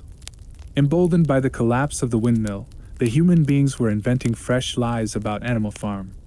Once again it was being put about that all the animals were dying of famine and disease, and that they were continually fighting among themselves and had resorted to cannibalism and infanticide. Napoleon was well aware of the bad results that might follow if the real facts of the food situation were known, and he decided to make use of Mr. Whymper to spread a contrary impression. Hitherto the animals had had little or no contact with Whymper on his weekly visits. Now, however, a few selected animals, mostly sheep, were instructed to remark casually in his hearing that rations had been increased. In addition, Napoleon ordered the almost empty bins in the store shed to be filled nearly to the brim with sand, which was then covered up with what remained of the grain and meal. On some suitable pretext Whymper was led through the store shed and allowed to catch a glimpse of the bins. He was deceived, and continued to report to the outside world that there was no food shortage on Animal Farm. Nevertheless, towards the end of January it became obvious that it would be necessary to procure some more grain from somewhere. In these days Napoleon rarely appeared in public, but spent all his time in the farmhouse, which was guarded at each door by fierce-looking dogs. When he did emerge, it was in a ceremonial manner, with an escort of 6 dogs who closely surrounded him and growled if anyone came too near. Frequently he did not even appear on Sunday mornings, but issued his orders through one of the other pigs, usually Squealer. One Sunday morning Squealer announced that the hens, who had just come in to lay again, must surrender their eggs. Napoleon had accepted, through Whimper, a contract for 400 eggs a week. The price of these would pay for enough grain and meal to keep the farm going till summer came on, and conditions were easier. When the hens heard this, they raised a terrible outcry. They had been warned earlier that this sacrifice might be necessary, but had not believed that it would really happen. They were just getting their clutches ready for the spring sitting, and they protested that to take the eggs away now was murder. For the first time since the expulsion of Jones, there was something resembling a rebellion. Led by 3 young black Minorca pullets, the hens made a determined effort to thwart Napoleon's wishes. Their method was to fly up to the rafters and there lay their eggs, which smashed to pieces on the floor. Napoleon acted swiftly and ruthlessly. He ordered the hens' rations to be stopped, and decreed that any animal giving so much as a grain of corn to a hen should be punished by death. The dogs saw to it that these orders were carried out. For 5 days the hens held out, then they capitulated and went back to their nesting boxes. 9 hens had died in the meantime. Their bodies were buried in the orchard, and it was given out that they had died of coccidiosis. Whimper heard nothing of this affair, and the eggs were duly delivered, a grocer's van driving up to the farm once a week to take them away. All this while no more had been seen of Snowball. He was rumored to be hiding on one of the neighboring farms, either Foxwood or Pinchfield.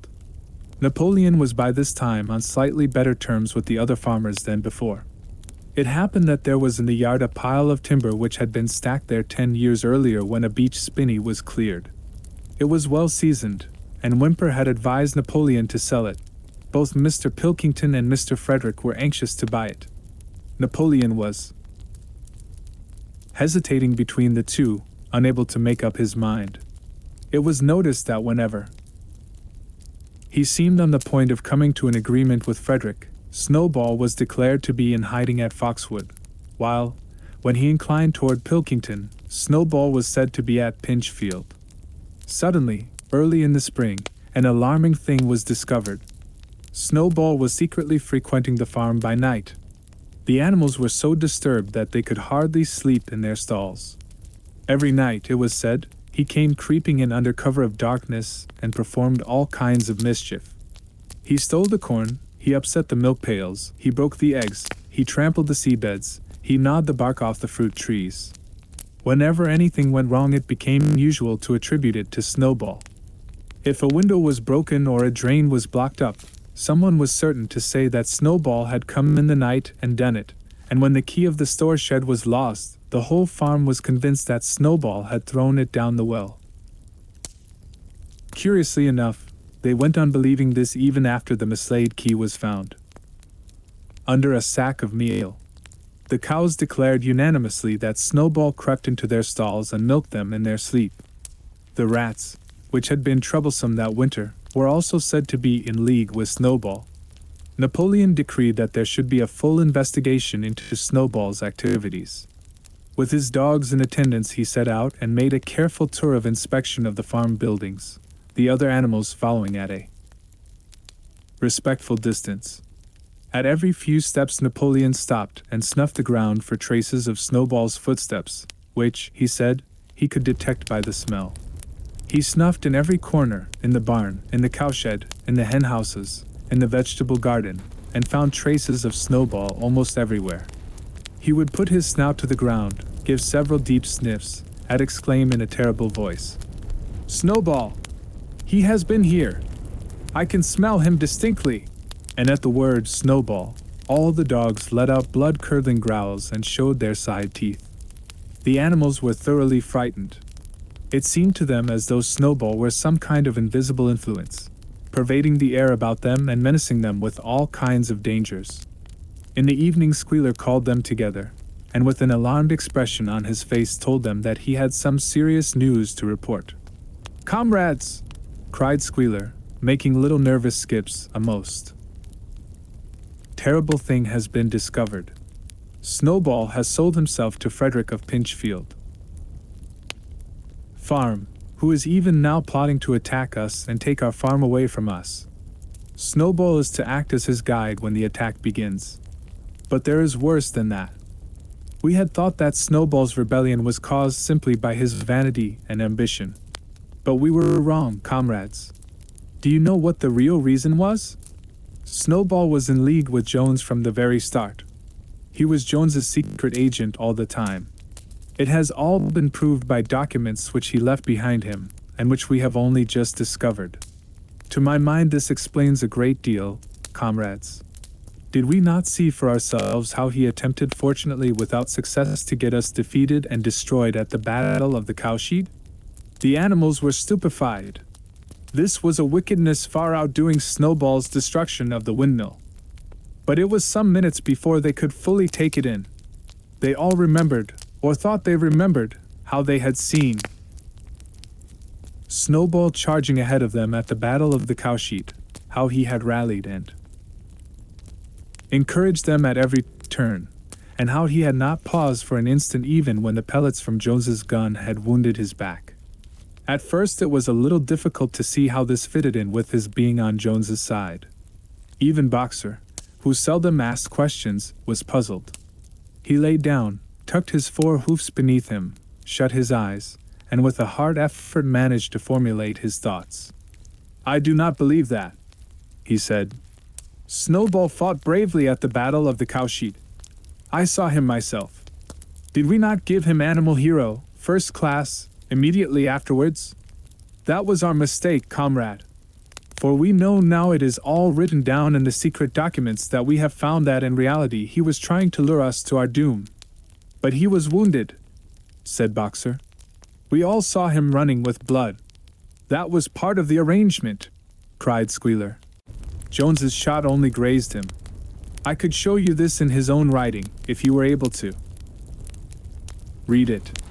The plot was for Snowball, at the critical moment, to give the signal for flight and leave the field to the enemy. And he very nearly succeeded. I will even say, comrades, he would have succeeded if it had not been for our heroic leader, Comrade Napoleon. Do you not remember how, just at the moment when Jones and his men had got inside the yard, Snowball suddenly turned and fled, and many animals followed him?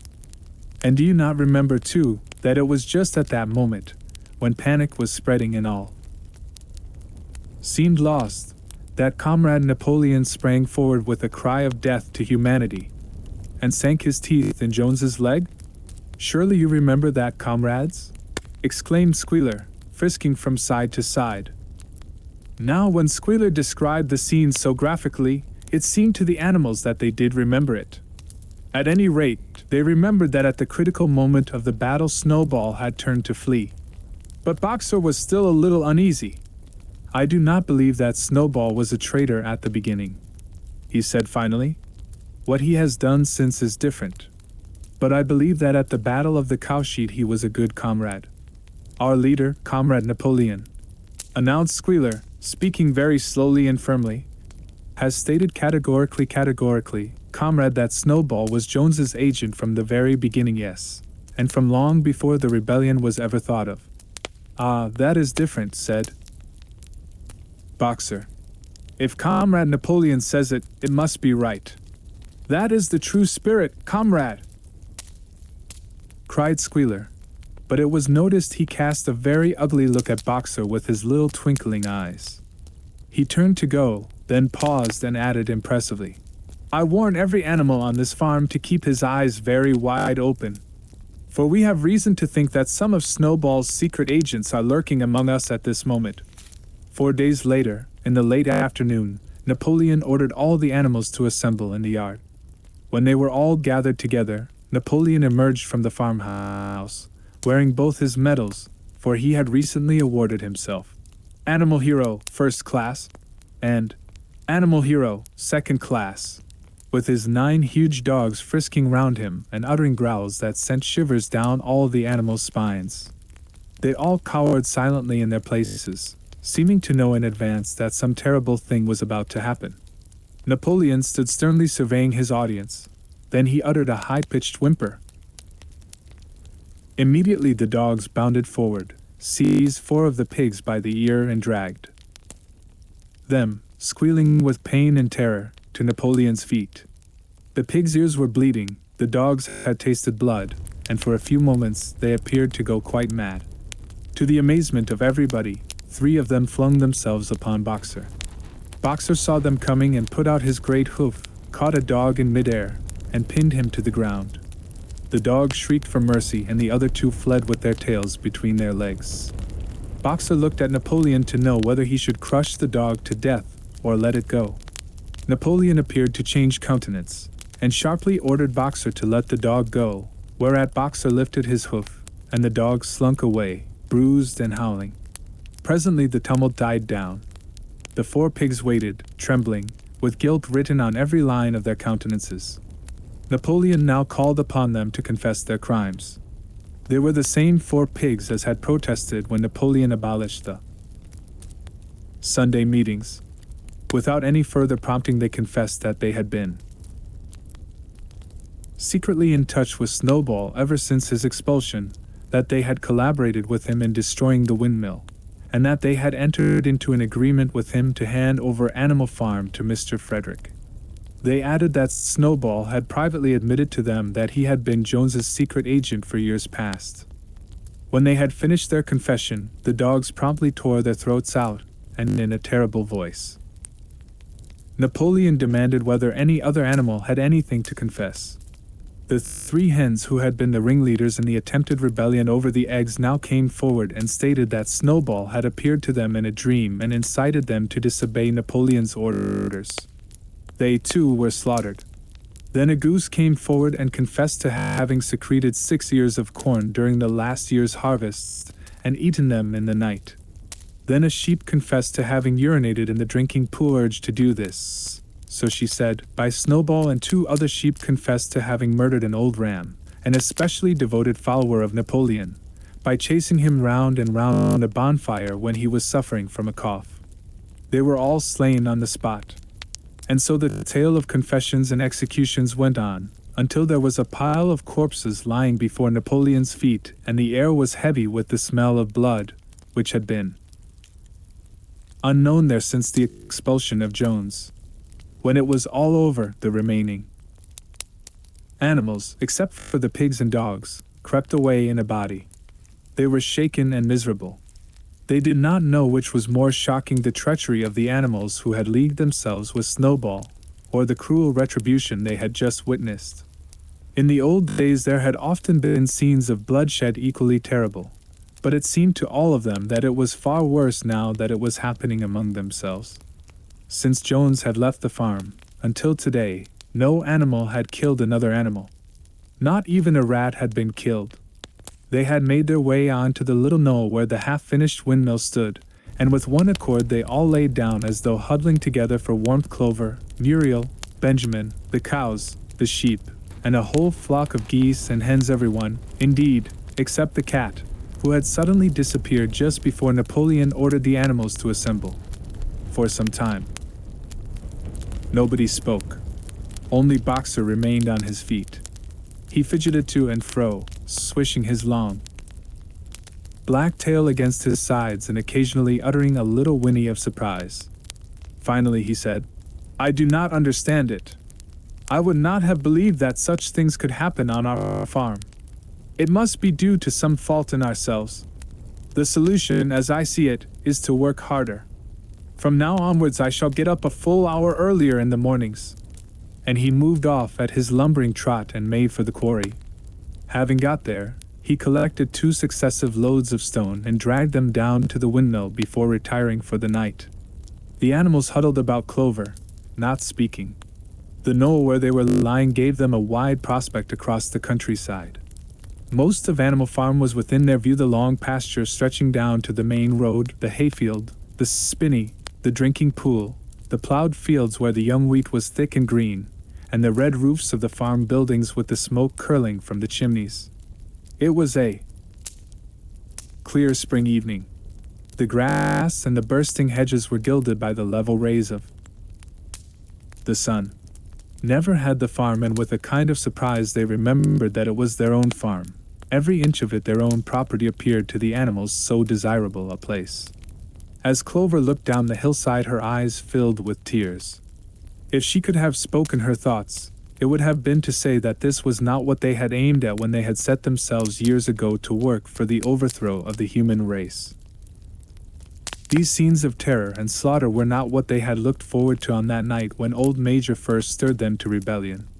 If she herself had had any picture of the future, it had been of a society of animals set free from hunger and the whip, all equal, each working according to his capacity, the strong protecting the weak, as she had protected the lost brood of ducklings with her foreleg on the night of Major's speech.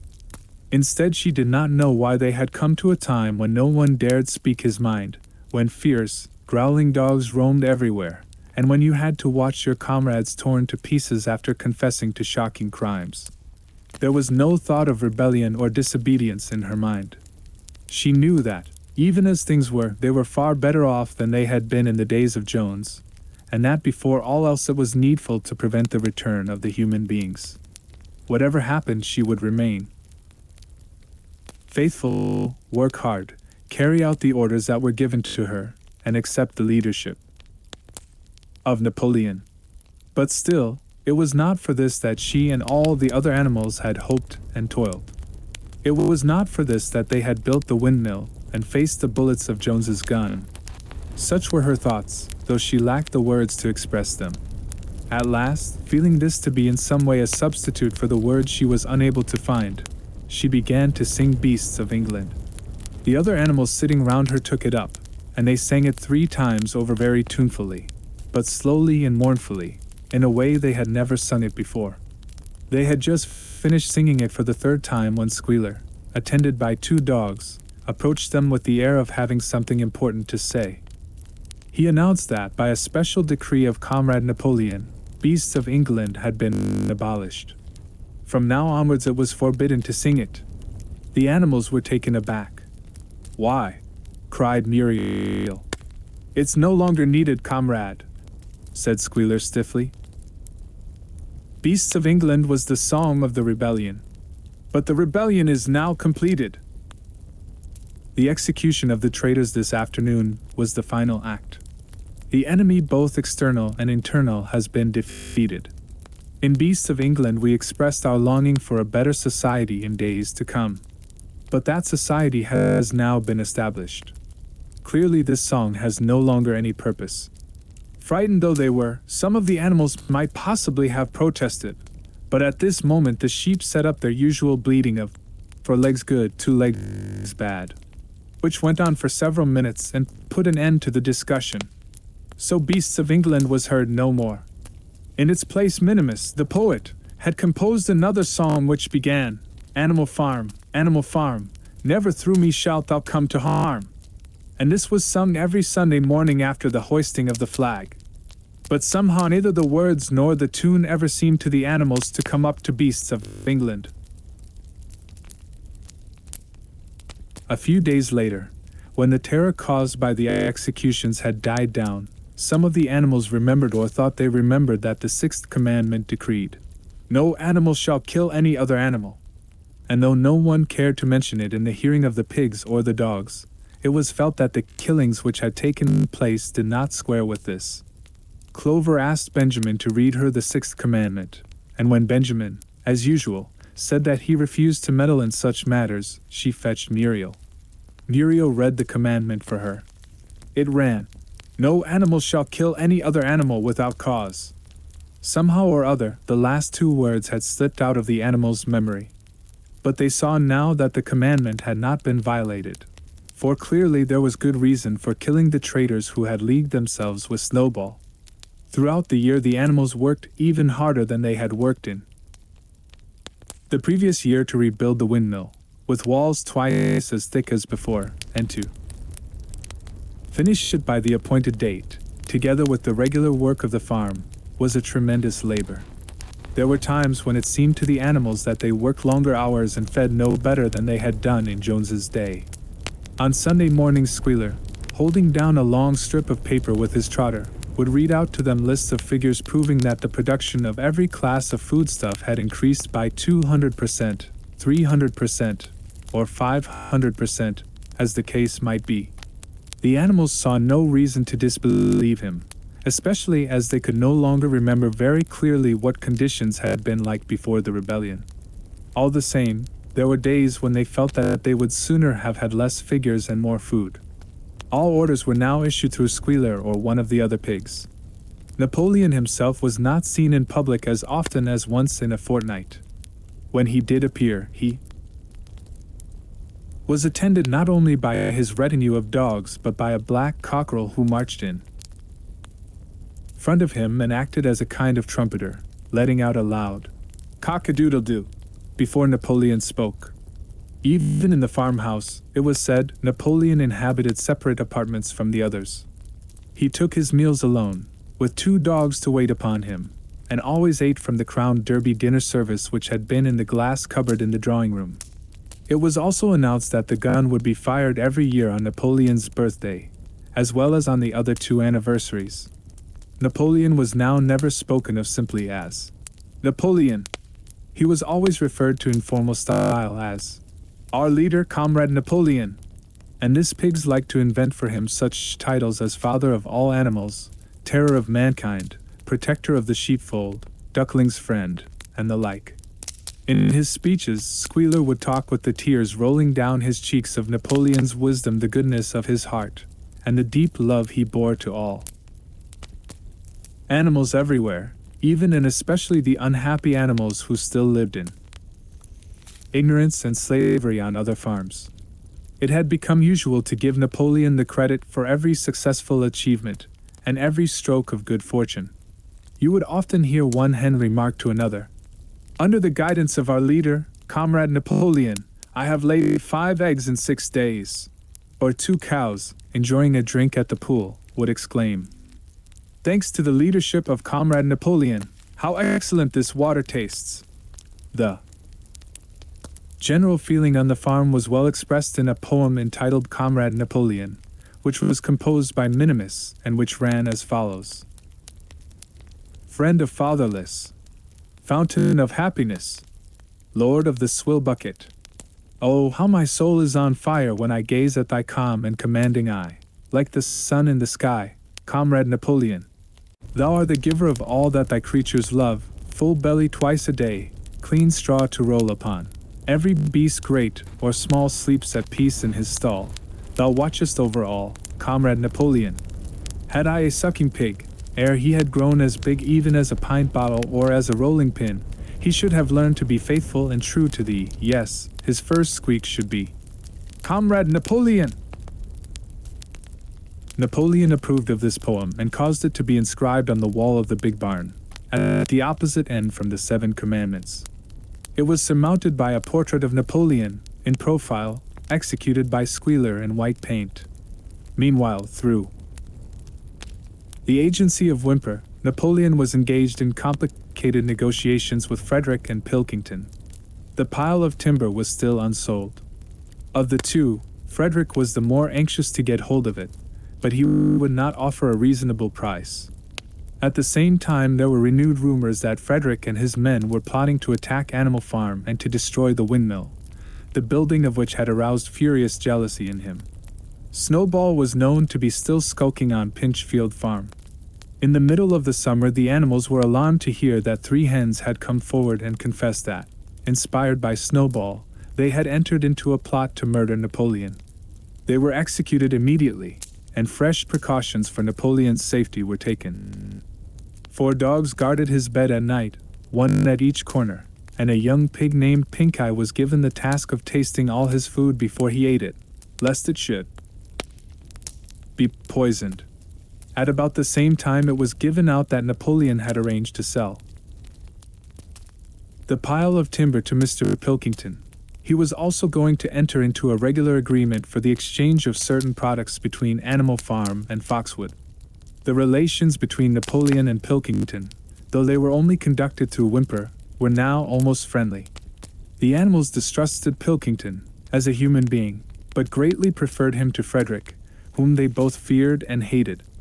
As the summer wore on, and the windmill neared completion, the rumors of an impending treacherous attack grew stronger and stronger. Frederick, it was said, intended to bring against them 20 men all armed with guns, and he had already bribed the magistrates and police, so that if he could once get hold of the title deeds of Animal Farm they would ask no questions. Moreover, terrible stories were leaking out from Pinchfield about the cruelties that Frederick practiced upon his animals. He had flogged an old horse to death, he starved his cows, he had killed a dog by throwing it into the furnace, he amused himself in the evenings by making cocks fight with splinters of razor blade tied to their spurs. The animals' blood boiled with rage when they heard of these things being done to their comrades, and sometimes they clamored to be allowed to go out in a body and attack Pinchfield Farm, drive out the humans, and set the animals free.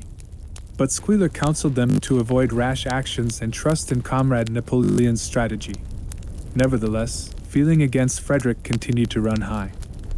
One Sunday morning Napoleon appeared in the barn and explained that he had never at any time contemplated selling the pile of timber to Frederick. He considered it beneath his dignity, he said, to have dealings with scoundrels of that description. The pigeons who were still sent out to spread tidings of the rebellion were forbidden to set foot anywhere on Foxwood, and were also ordered to drop their former slogan of "Death to Humanity" in favor of "Death to Frederick." In the late summer yet another of Snowball's machinations was laid bare. The wheat crop was full of weeds, and it was discovered that on one of his nocturnal visits Snowball had mixed weed seeds with the seed corn. A gander who had been privy to the plot had confessed his guilt to Squealer, and immediately committed suicide by swallowing deadly nightshade berries. The animals now also learned that Snowball had never, as many of them had believed hitherto, received the order of Animal Hero 7 First Class. This was merely a legend which had been spread some time after the Battle of the Cowshed by Snowball himself. So far from being decorated, he had been censured for showing cowardice in the battle. Once again some of the animals heard this with a certain bewilderment, but Squealer was soon able to convince them that their memories had been at fault. In the autumn, by a tremendous, exhausting effort, for the harvest had to be gathered at almost the same time the windmill was finished. The machinery had still to be installed, and Whimper was negotiating the purchase of it, but the structure was completed. In the teeth of every difficulty, in spite of inexperience, of primitive implements, of bad luck and of Snowball's treachery, the work had been finished punctually to the very day. Tired out but proud, the animals walked round and round their masterpiece, which appeared even more beautiful in their eyes than when it had been built the first time. Moreover, the walls were twice as thick as before. Nothing short of explosives would lay them low this time. And when they thought of how they had labored, what discouragements they had overcome, and the enormous difference that would be made in their lives when the sails were turning and the dynamos running, when they thought of all this, their tiredness forsook them, and they gambled round and round the windmill, uttering cries of triumph. Napoleon himself, attended by his dogs and his cockerel, came down to inspect the completed work. He personally congratulated the animals on their achievement, and announced that the mill would be named Napoleon Mill. 2 days later the animals were called together for a special meeting in the barn. They were struck dumb with surprise when Napoleon announced that he had sold the pile of timber to Frederick. Tomorrow Frederick's wagons would arrive and begin carting it away. Throughout the whole period of his seeming friendship with Pilkington, Napoleon had really been in secret agreement with Frederick. All relations with Foxwood had been broken off. Insulting messages had been sent to Pilkington. The pigeons had been told to avoid Pinchfield Farm and to alter their slogan from "Death to Frederick" to "Death to Pilkington." At the same time, Napoleon assured the animals that the stories of an impending attack on Animal Farm were completely untrue, and that the tales about Frederick's cruelty to his own animals had been greatly exaggerated. All these rumors had probably originated with Snowball and his agents. It now appeared that Snowball was not, After all, hiding on Pinchfield Farm, and in fact had never been there in his life. He was living in considerable luxury, so it was said at Foxwood, and had in reality been a pensioner of Pilkington for years past. The pigs were in ecstasies over Napoleon's cunning. By seeming to be friendly with Pilkington, he had forced Frederick to raise his price by £12. But the superior quality of Napoleon's mind, said Squealer, was shown in the fact that he trusted nobody, not even Frederick. Frederick had wanted to pay for the timber with something called a check, which, it seemed, was a piece of paper with a promise to pay written upon it. But Napoleon was too clever for him. He had demanded payment in real £5 notes, which were to be handed over before the timber was removed. Already Frederick had paid up, and the sum he had paid was just enough to buy the machinery for the windmill. Meanwhile the timber was being carted away at high speed. When it was all gone, another special meeting was held in the barn for the animals to inspect Frederick's banknotes. Smiling beatifically, and wearing both his decorations, Napoleon reposed on a bed of straw on the platform, with the money at his side, neatly piled on a china dish from the farmhouse kitchen. The animals filed slowly past, and each gazed his fill. And Boxer put out his nose to sniff at the banknotes, and the flimsy white thing stirred and rustled in his breath. 3 days later there was a terrible hullabaloo. Whymper, his face deadly pale, came racing up the path on his bicycle, flung it down in the yard and rushed straight into the farmhouse. The next moment a choking roar of rage sounded from Napoleon's apartments.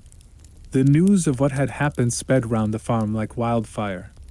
The banknotes were forgeries. Frederick had got the timber for nothing. Napoleon called the animals together.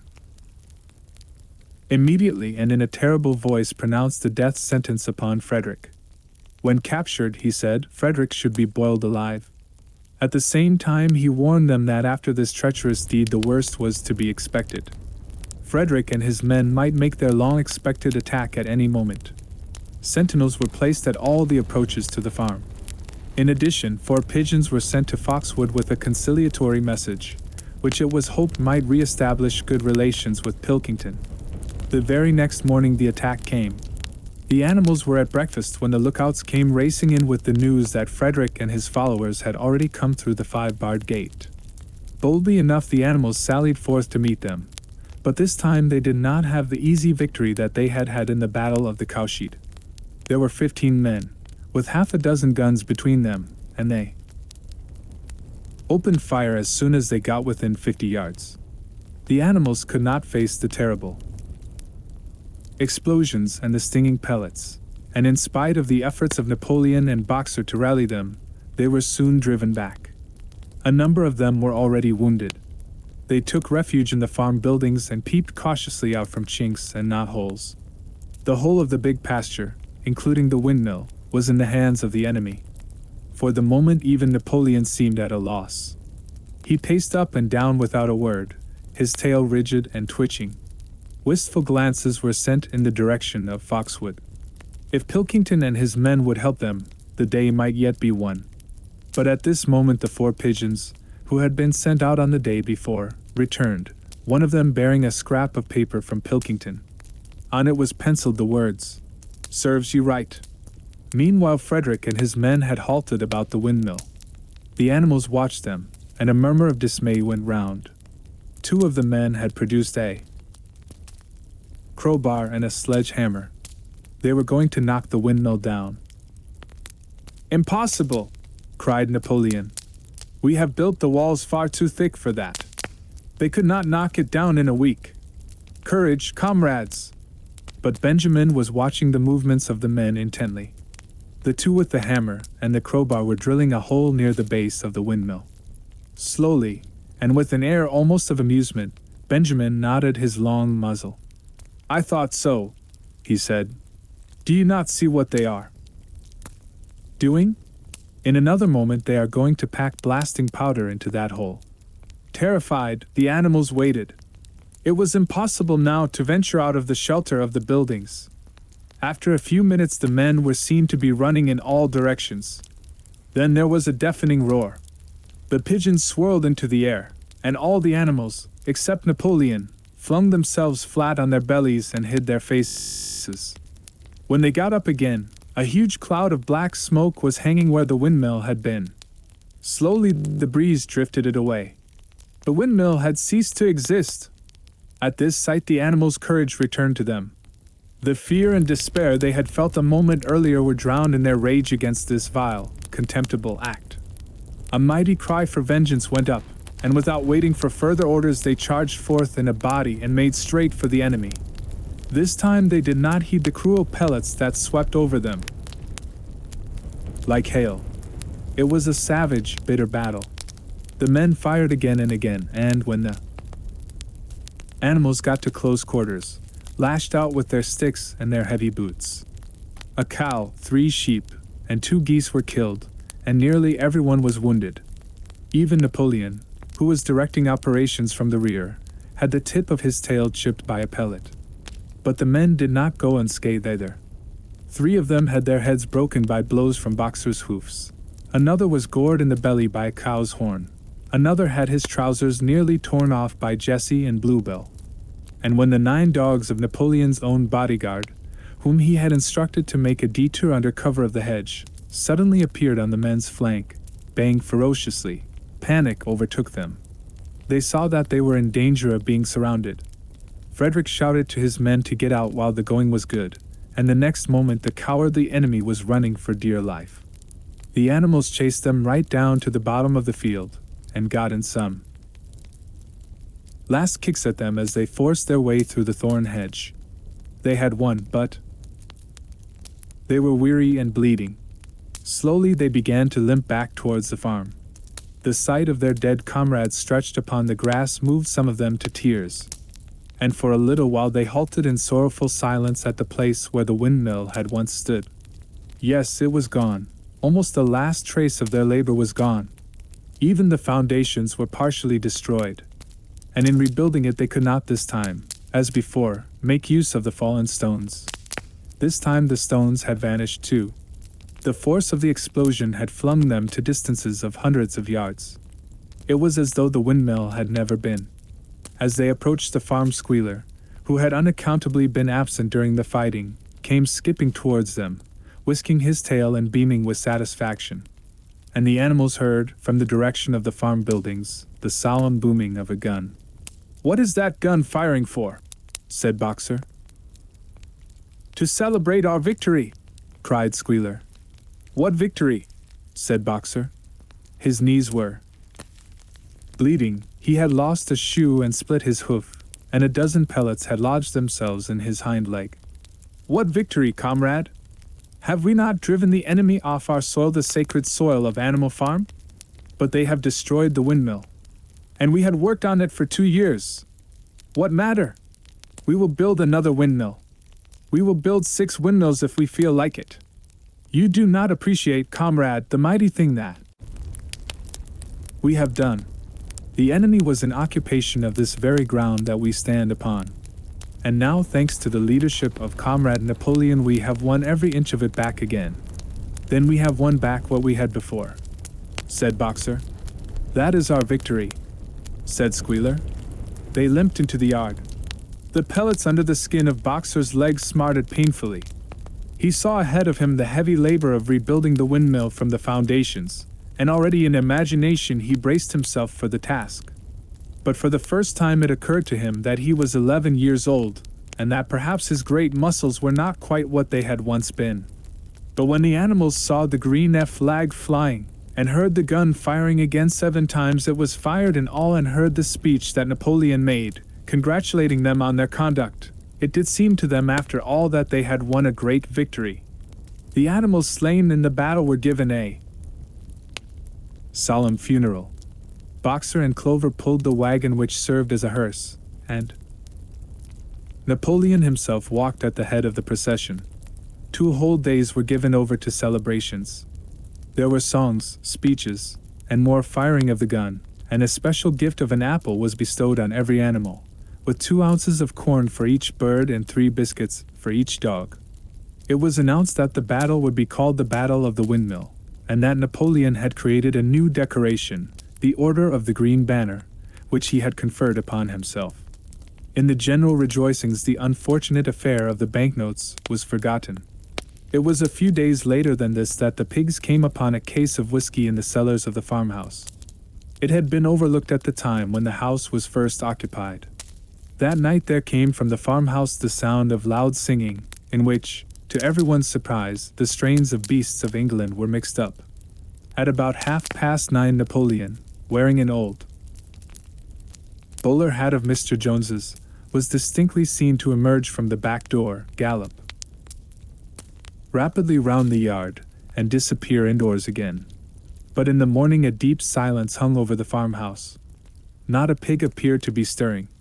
It was nearly 9 o'clock when Squealer made his appearance, walking slowly and dejectedly, his eyes dull, his tail hanging limply behind him, and with every appearance of being seriously ill. He called the animals together, and told them that he had a terrible piece of news to impart. Comrade Napoleon was dying. A cry of lamentation went up. Straw was laid down outside the doors of the farmhouse, and the animals walked on tiptoe. With tears in their eyes they asked one another what they should do if their leader were taken away from them. A rumor went round that Snowball had after all contrived to introduce poison into Napoleon's food. At 11 o'clock Squealer came out to make another announcement. As his last act upon earth, Comrade Napoleon had pronounced a solemn decree. The drinking of alcohol was to be punished by death. By the evening, however, Napoleon appeared to be somewhat better, and the following morning Squealer was able to tell them that he was well on the way to recovery. By the evening of that day Napoleon was back at work, and on the next day it was learned that he had instructed Whymper to purchase in Willingdon some booklets on brewing and distilling. A week later Napoleon gave orders that the small paddock beyond the orchard, which it had previously been intended to set aside as a grazing ground for animals who were past work, was to be plowed up. It was given out that the pasture was exhausted and needed reseeding, but it soon became known that Napoleon intended to sow it with barley. About this time there occurred a strange incident which hardly anyone was able to understand. One night at about 12 o'clock there was a loud crash in the yard, and the animals rushed out of their stalls. It was a moonlit night. At the foot of the end wall of the big barn, where the 7 commandments were written, there lay a ladder broken in 2 pieces. Squealer, temporarily stunned, was sprawling beside it, and near at hand there lay a lantern, a paintbrush, and an overturned pot of white paint. The dogs immediately made a ring round Squealer, and escorted him back to the farmhouse as soon as he was able to walk. None of the animals could form any idea as to what this meant, except old Benjamin, who nodded his muzzle with a knowing air, and seemed to understand, but would say nothing. But a few days later Muriel, reading over the 7 commandments to herself, noticed that there was yet another of them which the animals had remembered wrong. They had thought the 5th commandment was, "No animal shall drink alcohol." But there were 2 words that they had forgotten. Actually, the commandment read, "No animal shall drink alcohol to excess." Boxer's split hoof was a long time in healing. They had started the rebuilding of the windmill the day after the victory celebrations were ended. Boxer refused to take even a day off work, and made it a point of honor not to let it be seen that he was in pain. In the evenings he would admit privately to Clover that the hoof troubled him a great deal. Clover treated the hoof with poultices of herbs which she prepared by chewing them, and both she and Benjamin urged Boxer to work less hard. "A horse's lungs do not last forever," she said to him. But Boxer would not listen. He had, he said, only one real ambition left: to see the windmill well underway before he reached the age for retirement. At the beginning, when the laws of Animal Farm were first formulated, the retiring age had been fixed for horses and pigs at 12, for cows at 14, for dogs at 9, for sheep at 7, and for hens and geese at 5. Liberal old age pensions had been agreed upon. As yet no animal had actually retired on pension, but of late the subject had been discussed more and more. Now that the small field beyond the orchard had been set aside for barley, It was rumored that a corner of the large pasture was to be fenced off and turned into a grazing ground for superannuated animals. For a horse, it was said the pension would be 5 pounds of corn a day and in winter, 15 pounds of hay, with a carrot or possibly an apple on public holidays. Boxer's 12th birthday was due in the late summer of the following year. Meanwhile, life was hard. The winter was as cold as the last one had been, and food was even shorter. Once again, all rations were reduced, except those of the pigs and the dogs. A too rigid equality in rations, Squealer explained, would have been contrary to the principles of animalism. In any case, he had no difficulty in proving to the other animals that they were not in reality short of food, whatever the appearances might be. For the time being, certainly it had been found necessary to make a readjustment of rations. Squealer always spoke of it as a readjustment, never as a reduction, but in comparison with the days of Jones, the improvement was enormous. Reading out the figures in a shrill, rapid voice, he proved to them in detail that they had more oats, more hay, more turnips than they had had in Jones's day, that they worked shorter hours, that their drinking water was of better quality, that they lived longer, that a larger proportion of their young ones survived infancy, and that they had more straw in their stalls and suffered less from fleas. The animals believed every word of it. Truth to tell, Jones and all he stood for had almost faded out of their memories. They knew that life nowadays was harsh and bare, that they were often hungry and often cold, and that they were usually working when they were not asleep. But doubtless it had been worse in the old days. They were glad to believe so. Besides, in those days they had been slaves and now they were free, and that made all the difference, as Squealer did not fail to point out. There were many more mouths to feed now. In the autumn the 4 sows had all littered about simultaneously, producing 31 young pigs between them. The young pigs were piebald, and as Napoleon was the only boar on the farm, it was possible to guess at their parentage. It was announced that later, when bricks and timber had been purchased, a schoolroom would be built in the farmhouse garden. For the time being, the young pigs were given their instruction by Napoleon himself in the farmhouse kitchen. They took their exercise in the garden, and were discouraged from playing with the other young animals. About this time, too, it was laid down as a rule that when a pig and any other animal met on the path, the other animal must stand aside, and also that all pigs, of whatever degree, were to have the privilege of wearing green ribbons on their tails on Sundays. The farm had had a fairly successful year, but was still short of money. There were the bricks, sand, and lime for the schoolroom to be purchased, and it would also be necessary to begin saving up again for the machinery for the windmill. Then there were lamp oil and candles for the house, sugar for Napoleon's own table. He forbade this to the other pigs, on the ground that it made them fat, and all the usual replacements such as tools, nails, string, coal, wire, scrap iron, and dog biscuits.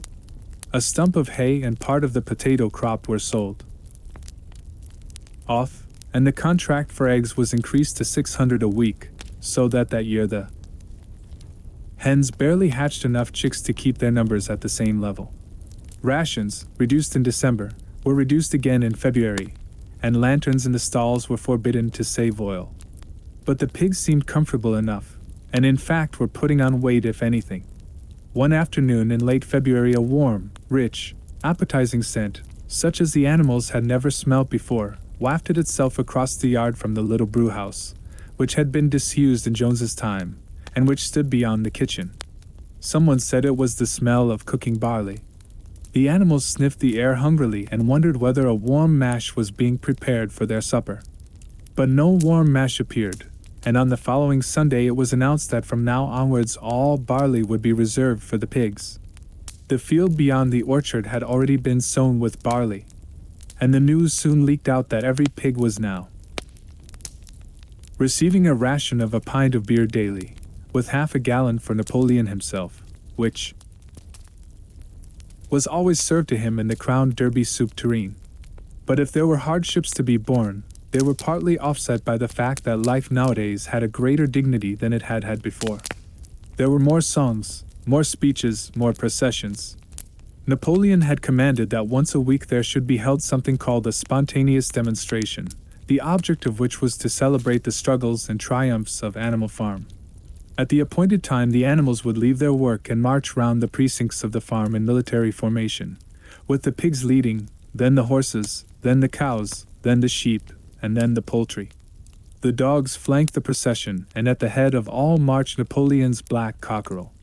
Boxer and Clover always carried between them a green banner marked with the hoof and the horn and the caption, "Long live Comrade Napoleon!" Afterwards there were recitations of poems composed in Napoleon's honor, and a speech by Squealer giving particulars of the latest increases in the production of foodstuffs, and on occasion a shot was fired from the gun. The sheep were the greatest devotees of the spontaneous demonstration, and if anyone complained, as a few animals sometimes did, when no pigs or dogs were near, that they wasted time and meant a lot of standing about in the cold, the sheep were sure to silence him with a tremendous bleating of, "4 legs good, 2 legs bad." But by and large the animals enjoyed these celebrations. They found it comforting to be reminded that, after all, they were truly their own masters and that the work they did was for their own benefit. So that, what with the songs, the processions, Squealer's lists of figures, the thunder of the gun, the crowing of the cockerel, and the fluttering of the flag, they were able to forget that their bellies were empty, at least part of the time. In April, Animal Farm was proclaimed a republic, and it became necessary to elect a president. There was only one candidate, Napoleon, who was elected unanimously. On the same day it was given out that fresh documents had been discovered which revealed further details about Snowball's complicity with Jones.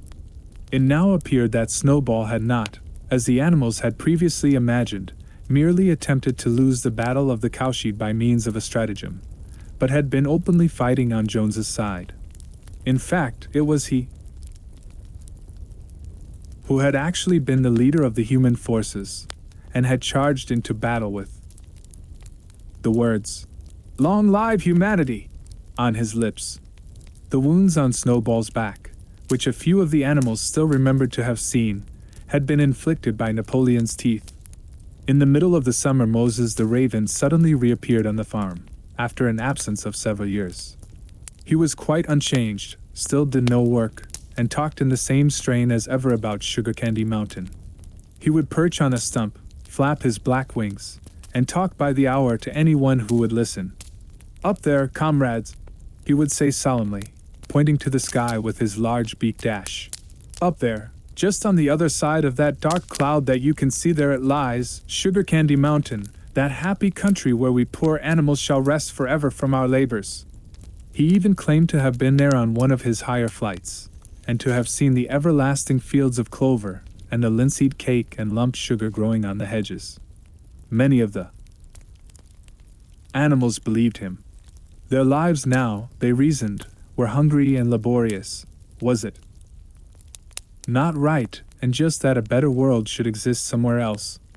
A thing that was difficult to determine was the attitude of the pigs towards Moses. They all declared contemptuously that his stories about Sugar Candy Mountain were lies, and yet they allowed him to remain on the farm, not working, with an allowance of a gill of beer a day. After his hoof had healed up, Boxer worked harder than ever. Indeed, all the animals worked like slaves that year. Apart from the regular work of the farm, and the rebuilding of the windmill, there was the schoolhouse for the young pigs, which was started in March. Sometimes the long hours on insufficient food were hard to bear, but Boxer never faltered. In nothing that he said or did was there any sign that his strength was not what it had been. It was only his appearance that was a little altered. His hide was less shiny than it had used to be, and his great haunches seemed to have shrunken. The others said, "Boxer will pick up when the spring grass comes on." But the spring came and Boxer grew no fatter. Sometimes on the slope leading to the top of the quarry, when he braced his muscles against the weight of some vast boulder, it seemed that nothing kept him on his feet except the will to continue. At such times his lips were seen to form the words, "I will work harder." He had no voice left. Once again Clover and Benjamin warned him to take care of his health, but Boxer paid no attention. His 12th birthday was approaching. He did not care what happened so long as a good store of stone was accumulated before he went on pension. Late one evening in the summer, a sudden rumor ran round the farm that something had happened to Boxer. He had gone out alone to drag a load of stone down to the windmill. And sure enough, the rumor was true.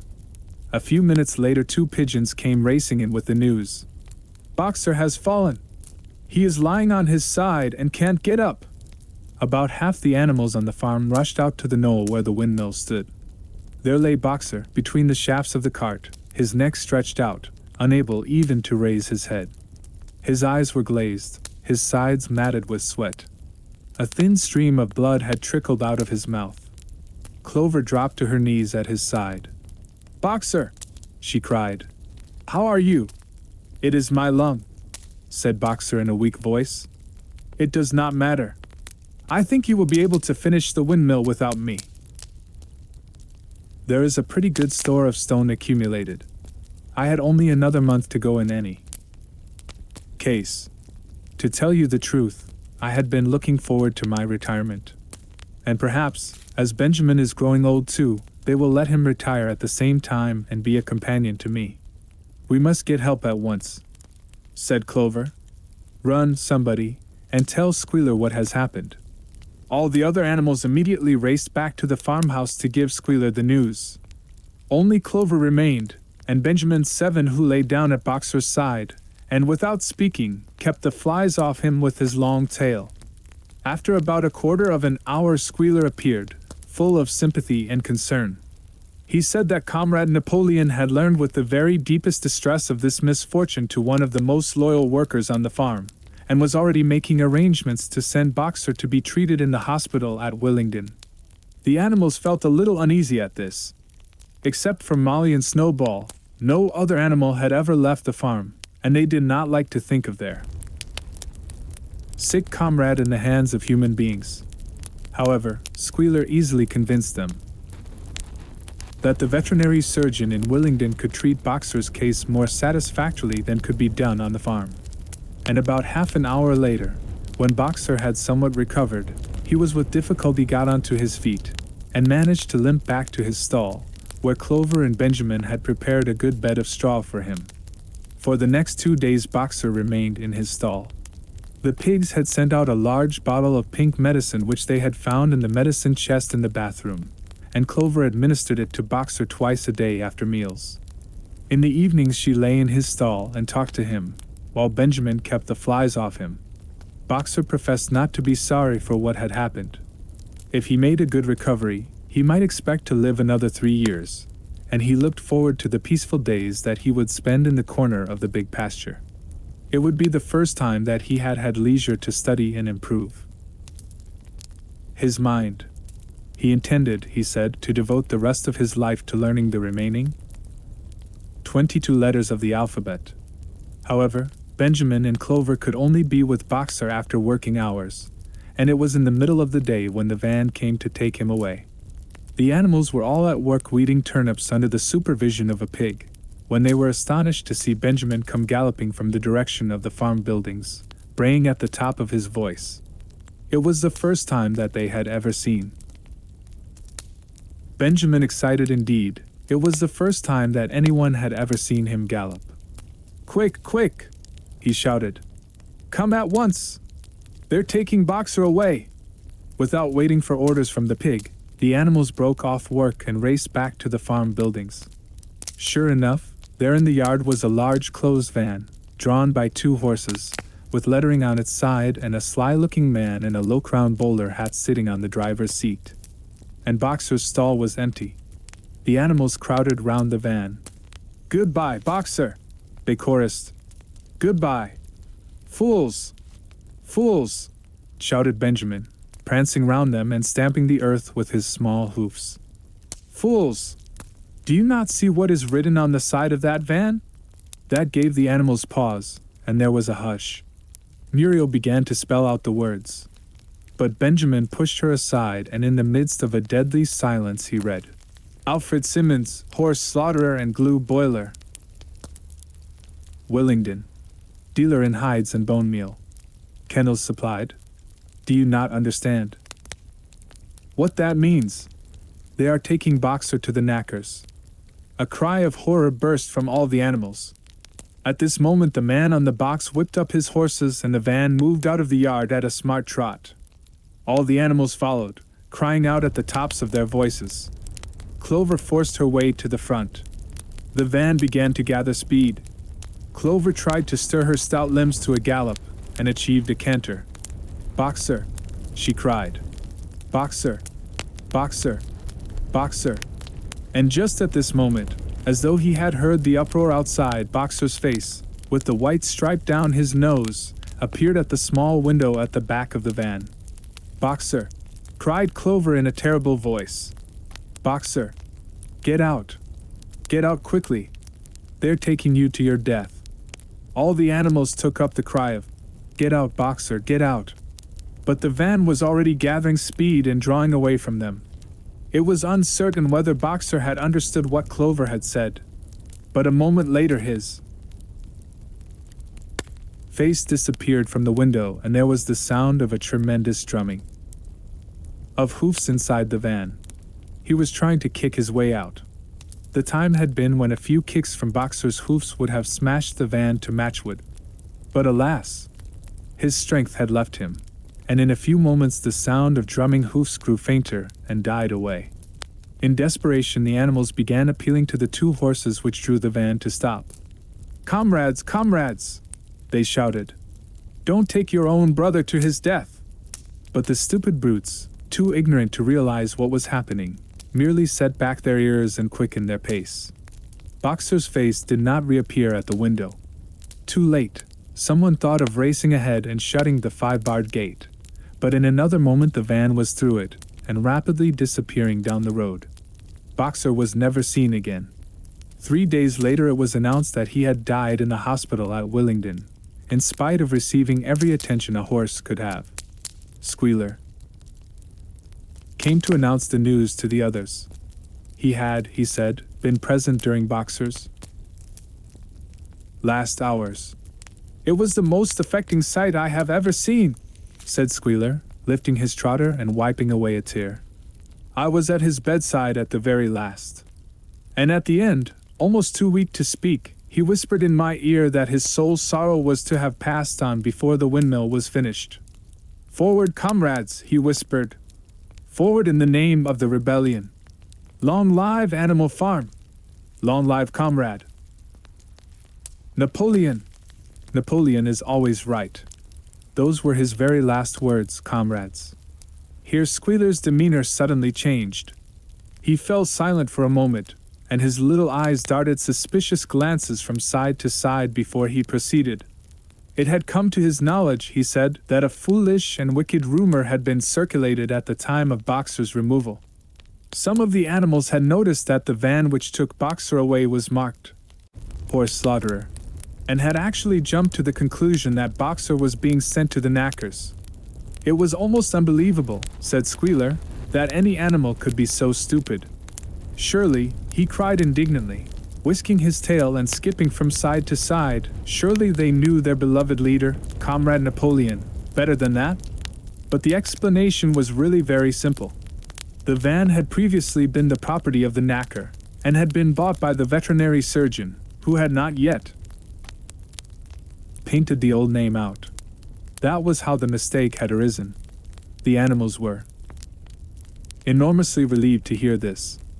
And when Squealer went on to give further graphic details of Boxer's deathbed, the admirable care he had received, and the expensive medicines for which Napoleon had paid without a thought as to the cost, their last doubts disappeared, and the sorrow that they felt for their comrade's death was tempered by the thought that at least he had died happy.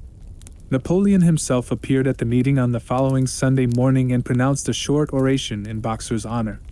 It had not been possible, he said, to bring back their lamented comrade's remains for interment on the farm, but he had ordered a large wreath to be made from the laurels in the farmhouse garden and sent down to be placed on Boxer's grave.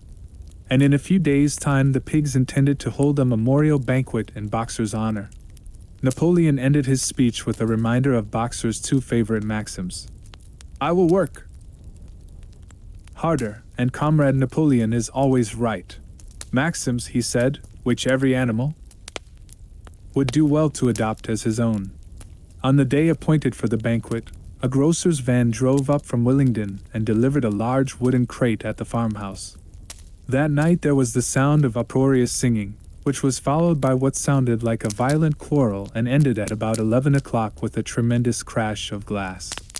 No one stirred in the farmhouse before noon on the following day, and the word went round that from somewhere or other the pigs had acquired the money to buy themselves another case of whiskey. Years passed. The seasons came and went, the short animal lives fled by. A time came when there was no one who remembered the old days before the rebellion, except Clover, Benjamin, Moses the raven, and a number of the pigs. Muriel was dead, Bluebell, Jessie, and Pincher were dead. Jones too was dead. He had died in an inebriate's home in another part of the country. Snowball was forgotten. Boxer was forgotten, except by the few who had known him. Clover was an old stout mare now, stiff in the joints and with a tendency to rheumy eyes. She was 2 years past the retiring age, but in fact no animal had ever actually retired. The talk of setting aside a corner of the pasture for superannuated animals had long since been dropped. Napoleon was now a mature boar of 24 stone. Squealer was so fat that he could with difficulty see out of his eyes. Only old Benjamin was much the same as ever, except for being a little grayer about the muzzle, and since Boxer's death, more morose and taciturn than ever. There were many more creatures on the farm now, though the increase was not so great as had been expected in earlier years. Many animals had been born to whom the rebellion was only a dim tradition, passed on by word of mouth, and others had been bought who had never heard mention of such a thing before their arrival. The farm possessed 3 horses now besides Clover. They were fine upstanding beasts, willing workers and good comrades, but very stupid. None of them proved able to learn the alphabet beyond the letter B. They accepted everything that they were told about the rebellion and the principles of animalism, especially from Clover, for whom they had an almost filial respect, but it was doubtful whether they understood very much of it. The farm was more prosperous now, and better organized. It had even been enlarged by 2 fields which had been bought from Mr. Pilkington. The windmill had been successfully completed at last, and the farm possessed a threshing machine and a hay elevator of its own, and various new buildings had been added to it. Whymper had bought himself a dog-cart. The windmill, however, had not after all been used for generating electrical power. It was used for milling corn, and brought in a handsome money profit. The animals were hard at work building yet another windmill. When that one was finished, so it was said, the dynamos would be installed. But the luxuries of which Snowball had once taught the animals to dream, the stalls with electric light and hot and cold water, and the 3-day week, were no longer talked about. Napoleon had denounced such ideas as contrary to the spirit of animalism. The truest happiness, he said, lay in working hard and living frugally. Somehow it seemed as though the farm had grown richer without making the animals themselves any richer except, of course, for the pigs and the dogs. Perhaps this was partly because there were so many pigs and so many dogs. It was not that these creatures did not work, after their fashion. There was, as Squealer was never tired of explaining, endless work in the supervision and organization of the farm. Much of this work was of a kind that the other animals were too ignorant to understand. For example, Squealer told them that the pigs had to expend enormous labors every day upon mysterious things called files, reports, minutes, and memoranda.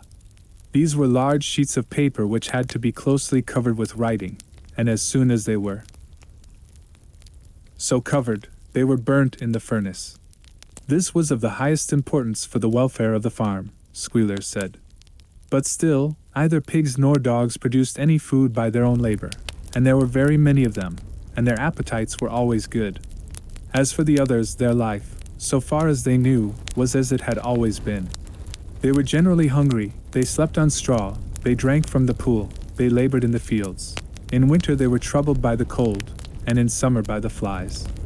Sometimes the older ones among them racked their dim memories and tried to determine whether in the early days of the rebellion, when Jones's expulsion was still recent, things had been better or worse than now. They could not remember. There was nothing with which they could compare their present lives. They had nothing to go upon except Squealer's lists of figures, which invariably demonstrated that everything was getting better and better. The animals found the problem insoluble. In any case, they had little time for speculating on such things now.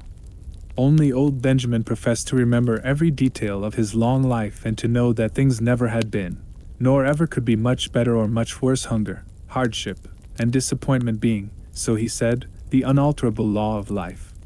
And yet the animals never gave up hope. More, they never lost, even for an instant, their sense of honor and privilege in being members of Animal Farm. They were still the only farm in the whole county and all England, owned and operated by animals. Not one of them, not even the youngest, not even the newcomers who had been brought from farms 10 or 20 miles away, ever ceased to marvel at that. And when they heard the gun booming and saw the green flag fluttering at the masthead, their hearts swelled with imperishable pride, and the talk turned always towards the old heroic days, the expulsion of Jones, the writing of the 7 Commandments, the great battles in which the human invaders had been defeated. None of the old dreams had been abandoned. The Republic of the Animals which Major had foretold, when the green fields of England should be untrodden by human feet, was still believed in. Some day it was coming. It might not be soon, it might not be within the lifetime of any animal now living, but still it was coming. Even the tune of Beasts of England was perhaps hummed secretly here and there. At any rate, it was a fact that every animal on the farm knew it, though no one would have dared to sing it aloud. It might be that their lives were hard and that not all of their hopes had been fulfilled, but they were conscious that they were not as other animals. If they went hungry, it was not from feeding tyrannical human beings. If they worked hard, at least they worked for themselves. No creature among them went upon 2 legs. No creature called any other creature master. All animals were equal. One day in early summer, Squealer ordered the sheep to follow him, and led them out to a piece of waste ground at the other end of the farm, which had become overgrown with birch saplings. The sheep spent the whole day there browsing at the leaves under Squealer's supervision. In the evening he returned to the farmhouse himself, but, as it was warm weather, told the sheep to stay where they were. It ended by their remaining there for a whole week, during which time the other animals saw nothing of them. Squealer was with them for the greater part of every day. He was, he said, teaching them to sing a new song, for which privacy was needed. It was just after the sheep had returned, on a pleasant evening when the animals had finished work and were making their way back to the farm buildings, that the terrified neighing of a horse sounded from the yard. Startled, the animals stopped in their tracks. It was Clover's voice. She neighed again, and all the animals broke into a gallop and rushed into the yard. Then they saw what Clover had seen. It was a pig walking on his hind legs. Yes, it was Squealer. A little awkwardly, as though not quite used to supporting his considerable bulk in that position, but with perfect balance, he was strolling across the yard. And a moment later, out from the door of the farmhouse came a long file of pigs, all walking on their hind legs. Some did it better than others. 1 or 2 were even a trifle unsteady and looked as though they would have liked the support of a stick, but every one of them made his way right round the yard successfully. And finally there was a tremendous baying of dogs and a shrill crowing from the black cockerel, and out came Napoleon himself, majestically upright, casting haughty glances from side to side, and with his dogs gambolling round him. He carried a whip in his trotter. There was a deadly silence. Amazed, terrified, huddling together, the animals watched a long line of pigs march slowly round the yard. It was as though the world had turned upside down. Then there came a moment when the first shock had worn off, and when, in spite of everything, in spite of their terror of the dogs, and of the habit, developed through long years, of never complaining, never criticizing, no matter what happened they might have uttered some word of protest.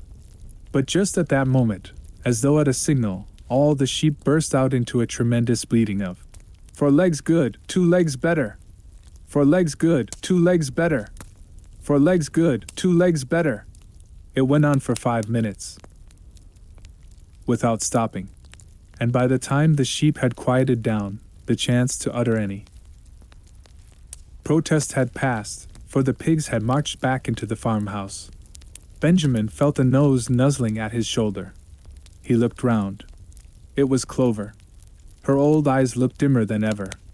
Without saying anything, she tugged gently at his mane and led him round to the end of the big barn, where the 7 commandments were written. For a minute or two they stood gazing at the tattered wall with its white lettering. "My sight is failing," she said finally. "Even when I was young I could not have read what was written there. But it appears to me that that wall looks different. Are the 7 commandments the same as they used to be, Benjamin?" For once Benjamin consented to break his rule, and he read out to her what was written on the wall. There was nothing there now except a single commandment. It ran, "All animals are equal. But some animals are more equal than others." After that it did not seem strange when next day the pigs who were supervising the work of the farm all carried whips in their trotters. It did not seem strange to learn that the pigs had bought themselves a wireless set, were arranging to install a telephone, and had taken out subscriptions to John Bull, Titbits, and the Daily Mirror. It did not seem strange when Napoleon was seen strolling in the farmhouse garden with a pipe in his mouth. No, not even when the pigs took Mr. Jones's clothes out of the wardrobes and put them on, Napoleon himself appearing in a black coat, rat-catcher breeches, and leather leggings, while his favorite sow appeared in the watered silk dress which Mrs. Jones had been used to wear on Sundays. A week later, in the afternoon, a number of dog-carts drove up to the farm. A deputation of neighboring farmers had been invited to make a tour of inspection. They were shown all over the farm, and expressed great admiration for everything they saw, especially the windmill. The animals were weeding the turnip field. They worked diligently, hardly raising their faces from the ground, and not knowing whether to be more frightened of the pigs or of the human visitors. That evening loud laughter and bursts of singing came from the farmhouse. And suddenly, at the sound of the mingled voices, the animals were stricken with curiosity. What could be happening in there, now that for the first time animals and human beings were meeting on terms of equality? With one accord they began to creep as quietly as possible into the farmhouse garden. At the gate they paused, half frightened to go on, but Clover led the way in. They tiptoed up to the house, and such animals as were tall enough peered in at the dining-room window. There, round the long table, sat half a dozen farmers and half a dozen of the more eminent pigs, Napoleon himself occupying the seat of honor at the head of the table. The pigs appeared completely at ease in their chairs. The company had been enjoying a game of cards but had broken off for the moment, evidently in order to drink a toast. A large jug was circulating, and the mugs were being refilled with beer. No one noticed the wondering faces of the animals that gazed in at the window. Mr. Pilkington, of Foxwood, had stood up, his mug in his hand. In a moment, he said, he would ask the present company to drink a toast. But before doing so, there were a few words that he felt it incumbent upon him to say. It was a source of great satisfaction to him, he said, and, he was sure, to all others present to feel that a long period of mistrust and misunderstanding had now come to an end. There had been a time not that he, or any of the present company, had shared such sentiments, but there had been a time when the respected proprietors of Animal Farm had been regarded, he would not say with hostility, but perhaps with a certain measure of misgiving, by their human neighbors. Unfortunate incidents had occurred, mistaken ideas had been current. It had been felt that the existence of a farm owned and operated by pigs was somehow abnormal and was liable to have an unsettling effect in the neighborhood. Too many farmers had assumed, without due inquiry, that on such a farm a spirit of license and indiscipline would prevail. They had been nervous about the effects upon their own animals, or even upon their human employees. But all such doubts were now dispelled. Today he and his friends had visited Animal Farm and inspected every inch of it with their own eyes, and what did they find? Not only the most up-to-date methods, but a discipline and an orderliness which should be an example to all farmers everywhere. He believed that he was right in saying that the lower animals on Animal Farm did more work and received less food than any animals in the county. Indeed, he and his fellow visitors today had observed many features which they intended to introduce on their own farms immediately.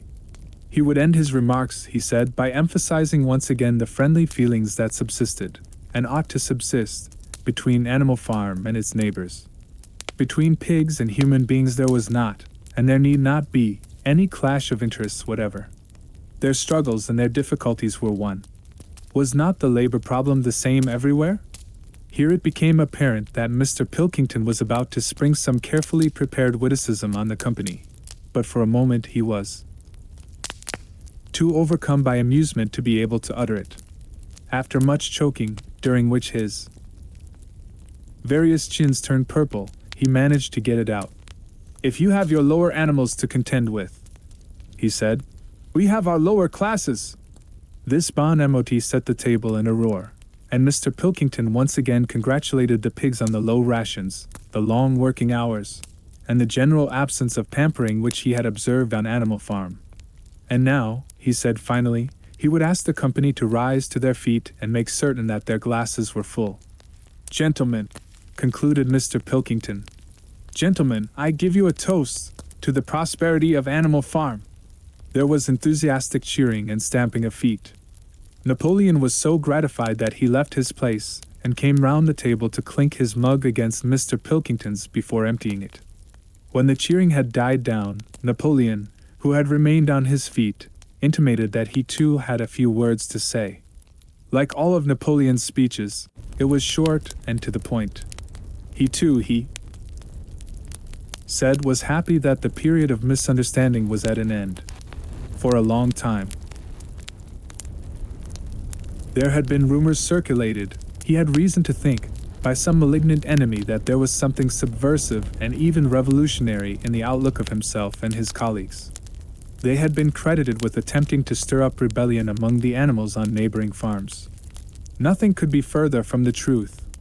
Their sole wish, now and in the past, was to live at peace and in normal business relations with their neighbors. This farm which he had the honor to control, he added, was a co-operative enterprise. The title deeds, which were in his own possession, were owned by the pigs jointly. He did not believe, he said, that any of the old suspicions still lingered, but certain changes had been made recently in the routine of the farm which should have the effect of promoting confidence still further. Hitherto the animals on the farm had had a rather foolish custom of addressing one another as "comrade." This was to be suppressed. There had also been a very strange custom, whose origin was unknown, of marching every Sunday morning past a boar's skull which was nailed to a post in the garden. This, too, would be suppressed, and the skull had already been buried. His visitors might have observed, too, the green flag which flew from the masthead. If so, they would perhaps have noted that the white hoof and horn with which it had previously been marked had now been removed. It would be a plain green flag from now onwards. He had only one criticism, he said, to make of Mr. Pilkington's excellent and neighborless speech. Mr. Pilkington had referred throughout to Animal Farm. He could not of course know, for he, Napoleon, was only now for the first time announcing it, that the name Animal Farm had been abolished. Henceforward the farm was to be known as the Manor Farm, which, he believed, was its correct and original name. "Gentlemen," concluded Napoleon, "I will give you the same toast as before, but in a different form. Fill your glasses to the brim. Gentlemen, here is my toast, to the prosperity of the Manor Farm." There was the same hearty cheering as before, and the mugs were emptied to the dregs. But as the animals outside gazed at the scene, it seemed to them that some strange thing was happening. What was it that had altered in the faces of the pigs? Clover's old dim eyes flitted from one face to another. Some of them had 5 chins, some had 4, some had 3. But what was it that seemed to be melting and changing? Then, the applause having come to an end, the company took up their cards and continued the game that had been interrupted, and the animals crept silently away. But they had not gone 20 yards when they stopped short. An uproar of voices was coming from the farmhouse. They rushed back and looked through the window again. Yes, a violent quarrel was in progress. There were shoutings, bangings on the table, sharp suspicious glances, furious denials.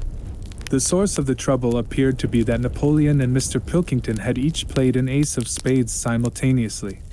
12 voices were shouting in anger, and they were all alike. No question now what had happened to the faces of the pigs. The creatures outside looked from pig to man, and from man to pig, and from pig to man again, but already it was impossible to say which was which.